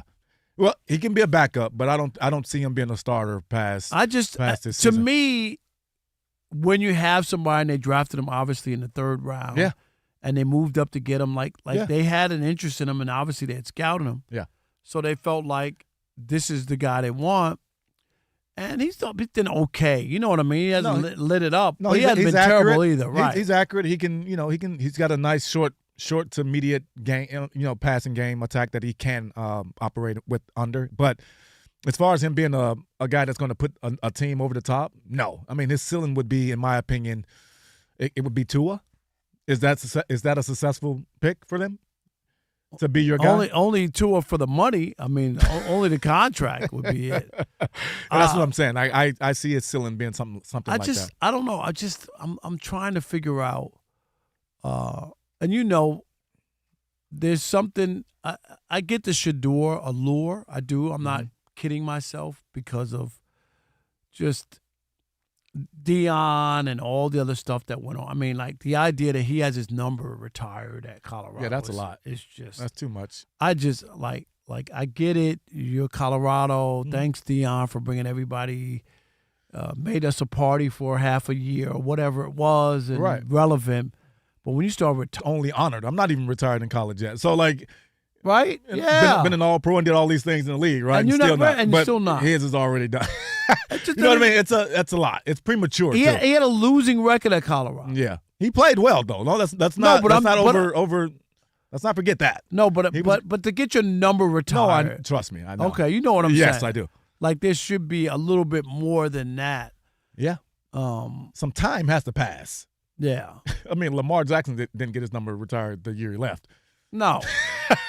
Ask Cordell Stewart. He's still waiting for his He's still number. waiting as well? Yeah. Right, Rob G? Cordell Stewart's number's not retired. Wow. See? Wouldn't you be? That's crazy. No, I know. That's insane. Yeah. Man, like you said though, his dad brought the goods to Colorado for a season. Had people on the sidelines, had the stadium filled. So yeah, it was a thing. All the rap people flying in, they didn't even know where Boulder was. Take us to where Dion is. We haven't seen Lil Wayne in a year and a half. Is it in Aspen? Right. No, it's in Boulder. Hey, they're 3-7 this season. Don't disrespect the Buffaloes. I'm just saying. Yeah. It's funny. We don't talk about them anymore. We don't hear anything about them. I saw a headline today that Dion still says he's the right man for the job. What's that? What's that? Thumbs up? What you got, Martin? No, I was just saying. He said he was the right man for the. I saw it today or yesterday. We did it on the herd. He's the right man. My hands up. Yeah. You said you're not. No, I ain't don't you blaspheme me in here, all I'm right? not involved in that conversation. Hey, Rob, did you see the light just dim from Kerry's eyes the last 20 minutes or 15 minutes? Why? Because we're talking football. Because we're talking football again. He's Yeah. all bored. He's like, man, talk something else if you want.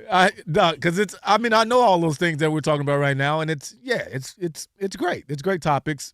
I've been through it. I've seen it all. But yeah, with the other stuff, it's new and basketball, man. It's basketball. No, it It's the is. best thing. All right. Well, I don't know what to expect, and the Raiders have been so bad. Is this the game where they sack Shedeur 6 times? You know what I mean? Yeah. And cause fumbles, and they win a game because they need a win desperately. Rob, what are you expecting? It seems like you're saying this is his opportunity. It is. But what are you expecting him to do? To be honest, yeah, be honest. I'm gonna say a little bit better than last week because he only hit 2 of his last 14 He was passes. 4 of 16, so a little bit. So what? Just a little bit. Six of. Yeah, I think he'll be a little bit better. I don't think he's going to blow out the Raiders. You know what I mean? Yeah. And some aerial attack or whatever. I don't. I think they will get to him if he continues to hold on to the football. He'll get sacked. I'm going to go on the record right now and say he's going to be super accurate. He's going to get rid of the ball. His passing percentage is going to be higher. He's going to have. They're going to win this game as well. So Okay. I'm saying he's going to come out and he's going to. How many touchdowns? How many interceptions? What you got? That's Just a give lot. me. Just give All me. right. I'll say he's going to throw 8 touchdowns and he may throw a pick. But his Okay. his numbers will be better. His numbers will be around like 18 Rob G. for Okay. 25. Look Oh, at Kerry going down on the limb, saying they're going to beat the Raiders. I know, right? Great. Rob G. Well, the Raiders win a game. I mean, that they got Shedeur. They can beat up on Shedeur. No, they're going to win the ones you're not expecting. This one, Myles Garrett is going to live in that backfield, and it's going to be one of the worst games you've seen. But Shedeur is going to end up with the win. That's all they're going to say. Exactly. Shedeur Sanders leads Browns to victory on the road. No, Shedeur Sanders shines on the road. 18 of 20, or 18 of 31. 18 to 25, Rob. He'll be in that. He'll be in that. For a $126, 1 touchdown, 1 pick, lost a fumble, but he made the plays when they had to have it. Yeah, Exactly. Because Geno Smith threw another 2 picks. Geno, my goodness, Geno's pizza. What a bad. He's been bad this year. He's been really, really bad. Sorry, Rob G. Sorry about that. All right, coming up, Deshaun Tate. We're gonna do some college basketball. Talk some NBA as well. He's the host of Locked on the Hawks. The Atlanta Hawks, of course. We'll do that and much more. But first, let's get you caught up. Martin Weiss is at the anchor desk. You know, Rob.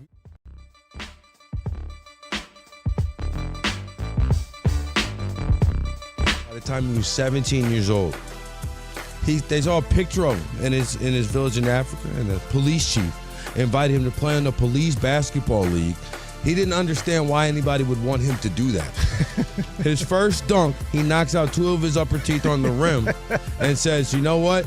I'm going to get better at this, and goes on to have the career that he does. Interesting note, his head coach, who actually passed away last week, his head coach in college, Kevin Mackey, said he made up his birthday when he got there, because Manute Bol didn't have a birthday. It wasn't documented, so he died on June 19th, 2010, aged between 48 and 64. Whoa. Age between 40? Yes, because they're not sure. They're not sure when he was born, so it's hard to determine just exactly how old he was. That's crazy. Kevin Mackey said that he thought he might have been 40-something years old playing in the NBA. All right, now to the NBA. Kevin Durant's not quite 40 years old, but he is still playing in the NBA. 3 minutes, 13 seconds left in the fourth quarter. The Rockets with a 103-94 lead over the Cavaliers. Alperen Sengun, a rebound and 3 assists away from a triple-double. 9 minutes left in the fourth quarter for the Heat and the Warriors. Miami with a 79-77 lead. Quentin Post has 17 points. 7:40 left in the third. The Timberwolves beat up 15 on the Wizards. Naz Reid has 23. It's 78-63 there. 8 minutes left in the third quarter. The Nuggets with a 76-64 lead over the Pelicans. Pelicans only won 2 games so far this season. The Thunder with a 67-56 lead over the Kings. Another team got their second win today, the Pacers. Last year's Eastern Conference Finals representative with a 127-118 win over the Hornets, and the Raptors beat the 76ers 121-112. In NFL news, you have some late-breaking news out of Buffalo. The Bills are planning on benching wide receiver Keon Coleman again tomorrow night. I've only seen it on Pro Football Talk, but he's referenced the guy who reported it the first time that Keon Coleman was benched, so I'm going with it. And Lamar Jackson was on the injury report. He has an ankle injury. Speaking of the injury report, Joe Burrow was a full participant in practice today for the Cincinnati Bengals, while Joe Flacco was limited with a shoulder injury. And in men's college basketball, 7th-ranked Michigan remains undefeated with a 86-61 win over Middle Tennessee State. Arizona, the 4th-ranked team in the nation, beat UConn 71-67, giving UConn its first loss. And right now on FS1, just about 12 minutes left in the first half, 8th-ranked Illinois with a 21-17 lead over 11th-ranked Alabama. Back to you guys. All right. All right, Martin, thank you. It is the Odd Couple. Fox Sports Radio on your Worship Wednesday. Rob Parker, Kerry Rhodes in for Kelvin Washington.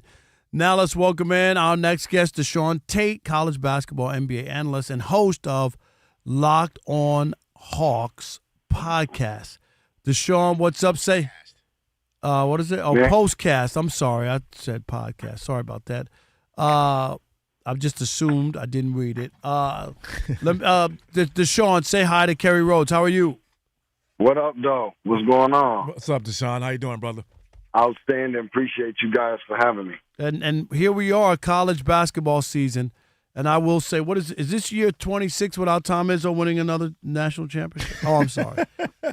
We're not quite at 26 yet. I guess if you want to be technical and count the COVID year, then yes. But he had a special message for you last night. They sent one out there to Lexington. So, well, that's why I brought it up. Yeah, because I figured we start there. Me and Deshaun, we've had this running thing about Tom Izzo. Because when he won the national championship in 2000, like 2 or 3 years later. Against Duke, right? No, it was, who'd they beat? Against Florida. Florida, right. Okay. And I was doing radio in Detroit, and I said he would never win another national championship. You did? Yeah, that was like 2 or 3 years after the 2000 championship. Okay. And here we are, 2020, almost 2026. Yeah. So anyway, are they going to win a national championship since what they did last night? Mm-mm.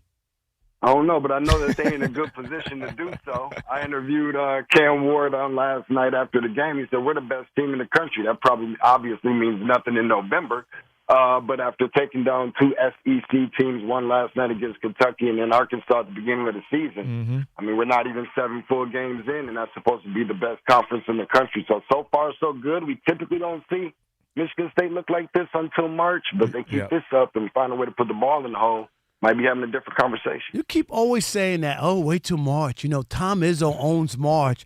He won a championship 25 years ago. Don't forget all the rest of the success. Now, don't forget all the rest What of other the success? Sports has a short menu, wins and losses. I was told, Rob, you got to be in it to win it. No. Positioning yourself. What's his record?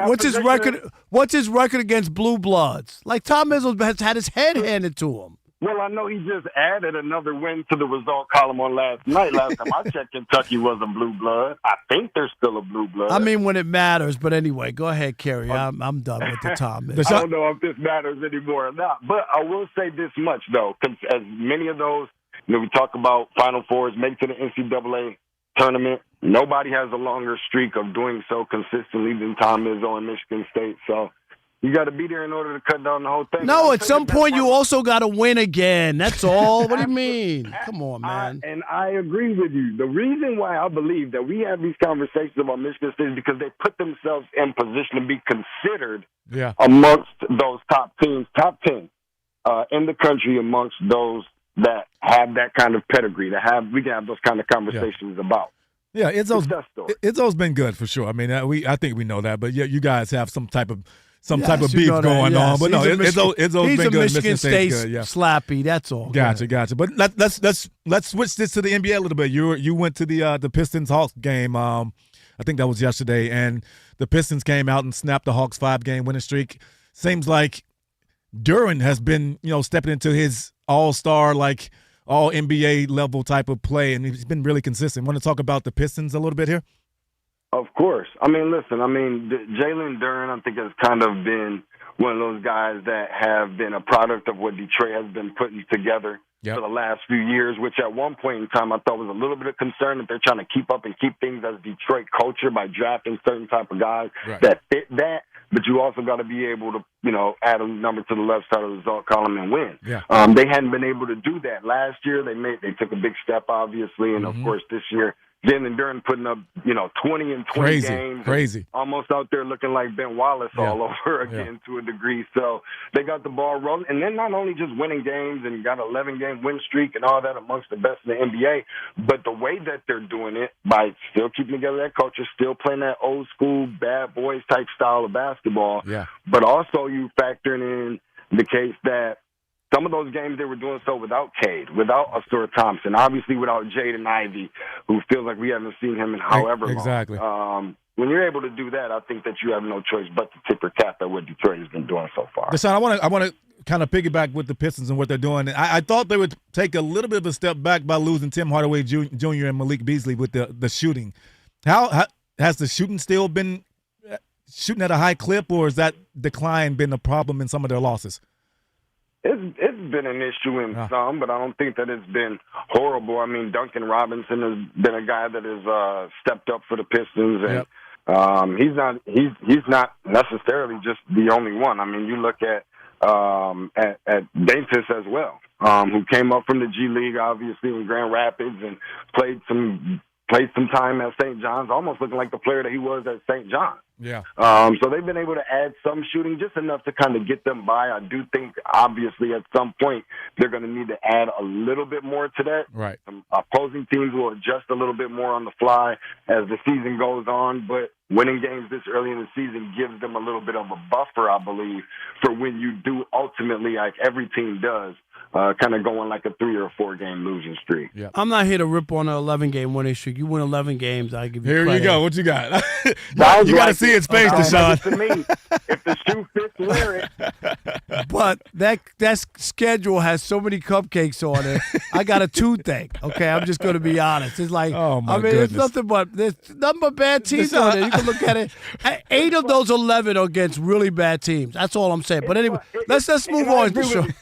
I agree with you, Rob. I'll just say this one last thing. Okay. It's funny how there's a narrative that gets put out there. People say those things like what Rob just said, and then when they lose, like, well, everybody's a professional on this level. No games off. Right. Any given Sunday. Yeah. Okay. Yeah. All right. Last thing. We got about a minute or so. Tell us about the Hawks and just where are they? Because they started to play a little bit better. Yeah.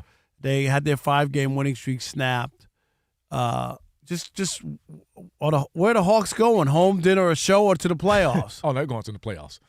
No, I think they're going to the playoffs. Yeah. I'll tell you doing what they're doing without Trae Young, I think has been obviously fantastic. I can't really argue too much when people say, well, they play better without Trae Young, but I know that mama ain't giving birth to 25 and 12 every night either. Yeah. And still trying to figure out what that contract is going to be. But, for such a long period of time, I believe that, they were consistently inconsistent. That's what I would say. Just enough to leave you still hanging there. They'll beat some teams you don't figure they would, lose some teams that you figured that they would beat. But they're controlling the controllables right now. Jalen Johnson has been a stud for them, obviously, and they're getting some contribution from their bench. Nickeil Alexander-Walker. A lot of players playing in Hawks uniforms for either the first or the second season that they're relying upon to bring some contribution. By the way, shocker, no Kristaps Porzingis for a good portion so far of the year, whatever that's about. Not really having that center, inserting Onyeka Okongwu into the lineup. A lot of guys playing out of position, a lot of guys stepping up, but long season to go. Okongwu's been really good too, man. Yeah, he's such an underrated player. When he plays well.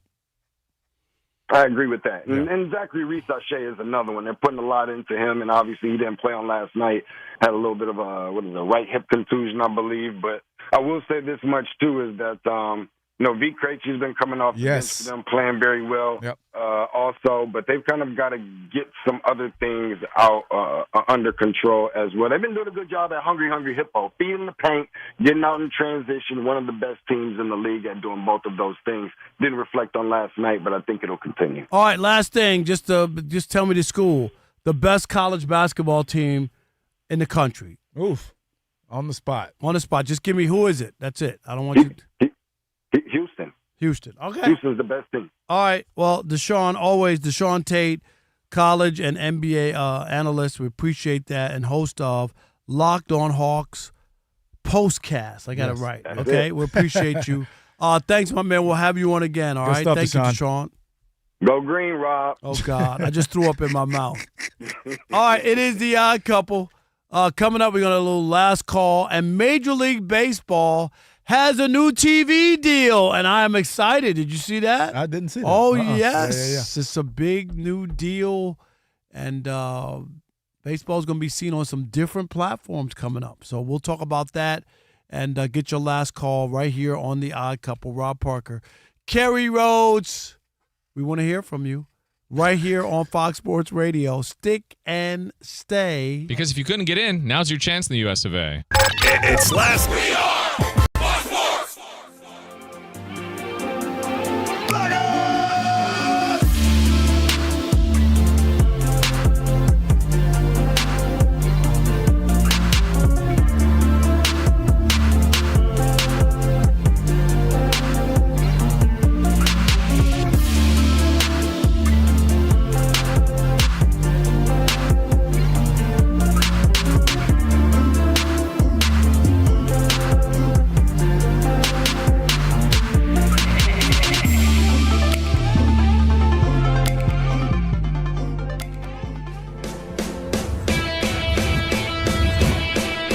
Wake up, it's two pros and a cup of Joe, Fox Sports Radio. You ready? Yes. I'm Colin Cowherd. This is The Herd. You are listening to The Dan Patrick Show. It's the Odd Couple. You know what time it is. Let's get it. Fox Sports Radio. Bigger, bolder, and better than anyone in the game.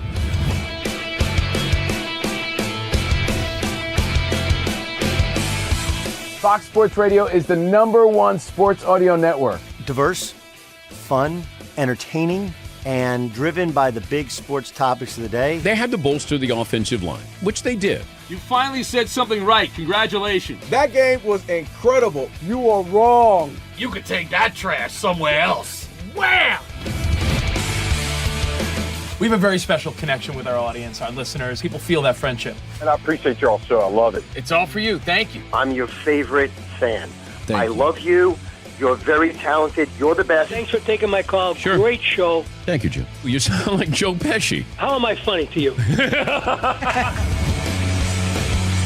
I can't help but notice that the W-2s for the quarterback look a lot higher. That's because we're worth it. You gotta be kidding. He never was an elite quarterback. This team is unstoppable. He made the right call. You know that's right. LeBron James is a legend. No, he's not. He complains all the time. You say Brady's the greatest quarterback of all time, but Eli Manning beat him twice. Wrong. For 25 years, Fox Sports Radio has dominated the sports audio landscape with the biggest talent and the best programming available. We talk sports and we have fun doing it. We talk about life. Sports radio is where you go after the games are over, and then the discussion begins. If the Chiefs win, Sorry, Patrick Mahomes here. What do you mean by if the Chiefs win? It is live. It is unscripted. No other medium can touch that. And that's what makes it special. Yes.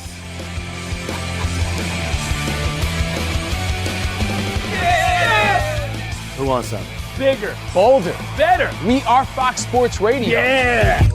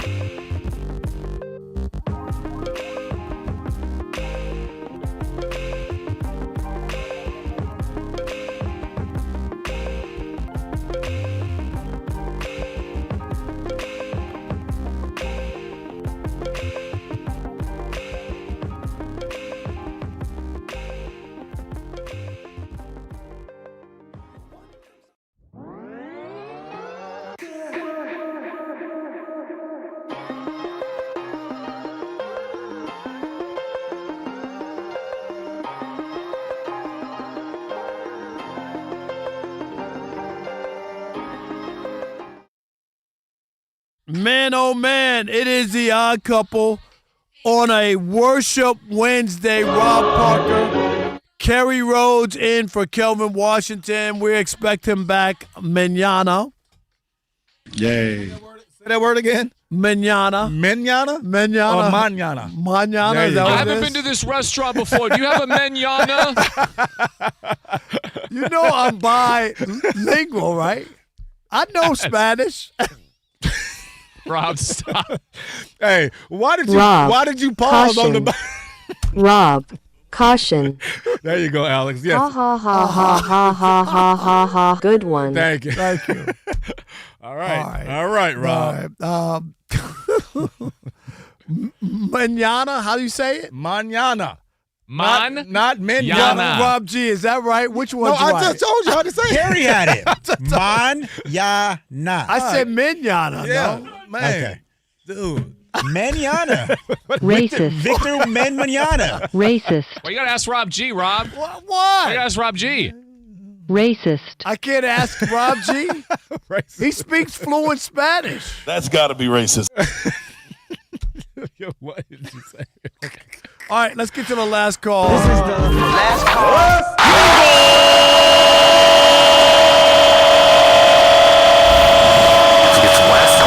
call time on the Odd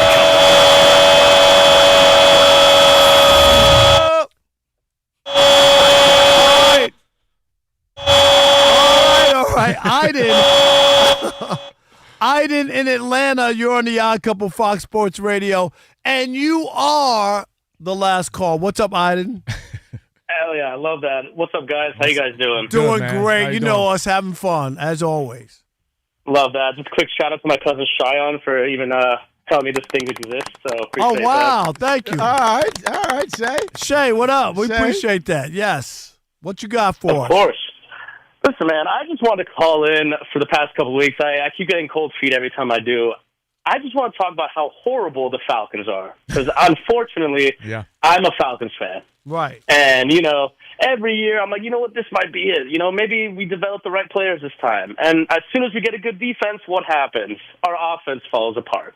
I mean, it's just I can't ever catch a break. And it all starts from the top with Arthur Blank, unfortunately. Yeah, I still remember Arthur Blank in that Super Bowl when he went down on the field. Do you remember that? Yeah, that's what did it. Celebrate. He was ready to celebrate, and they're like, dude, go back upstairs. What are you doing down here? Yeah, no, absolutely not. I think as soon as the players saw that, they're like, you know what, we can relax now. If he's down here, that means we got it in the bag. No, get your ass back. Oh, sorry, I was told I can't curse. Sorry. Get your butt back into the suite and stay there. Exactly. When the game is over, you have plenty of time to come down. What are you doing? No doubt. Listen, the confetti drops at the end anyway. Everyone has a celebration. Why come and ruin that? I don't understand. No and, doubt. I'll say this. Like, he's a great, person for the community. He's very philanthropic, and he, does well for the community and donates a lot of money. I like that. Part of him. Just some people aren't meant to be owners, okay? Yep. It's time to sell the team. It's time to sell the team to someone that knows what they're doing and doesn't hire their friends. Well, that's a big issue, and we appreciate the call. Thank you so much, Iden. Iden should be upset. Atlanta Yes. is the most disappointing team in the NFL this year. No doubt. I know I mentioned it earlier. So, Rob G, do you have the information or you don't have it?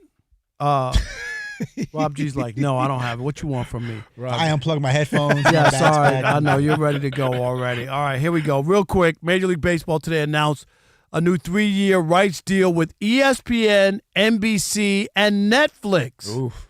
So ESPN at one point looked like they weren't going to be there, but they go back to NBC, which had the original baseball game. The first ever baseball game broadcast was on NBC. Really? Okay. Back in the I think the 30s, which is unbelievable. But Netflix will get the opener. They're going to have one standalone opening day game, unlike the years gone by where they have all the games that going on. Yeah. Just one game. So that'll be cool. ESPN will have some games. Netflix will have the Home Run Derby. There's all kinds of stuff going on here. So you want to check that out. Major League Baseball, ESPN, NBC, and Netflix. Wow. Always. Thank you so much. Man, pleasure. Always. You know how it is. The Jason Smith Show with Mike Harmon is coming up next. I never miss your radio show. I never hear it, so I never miss it. Did you hear that?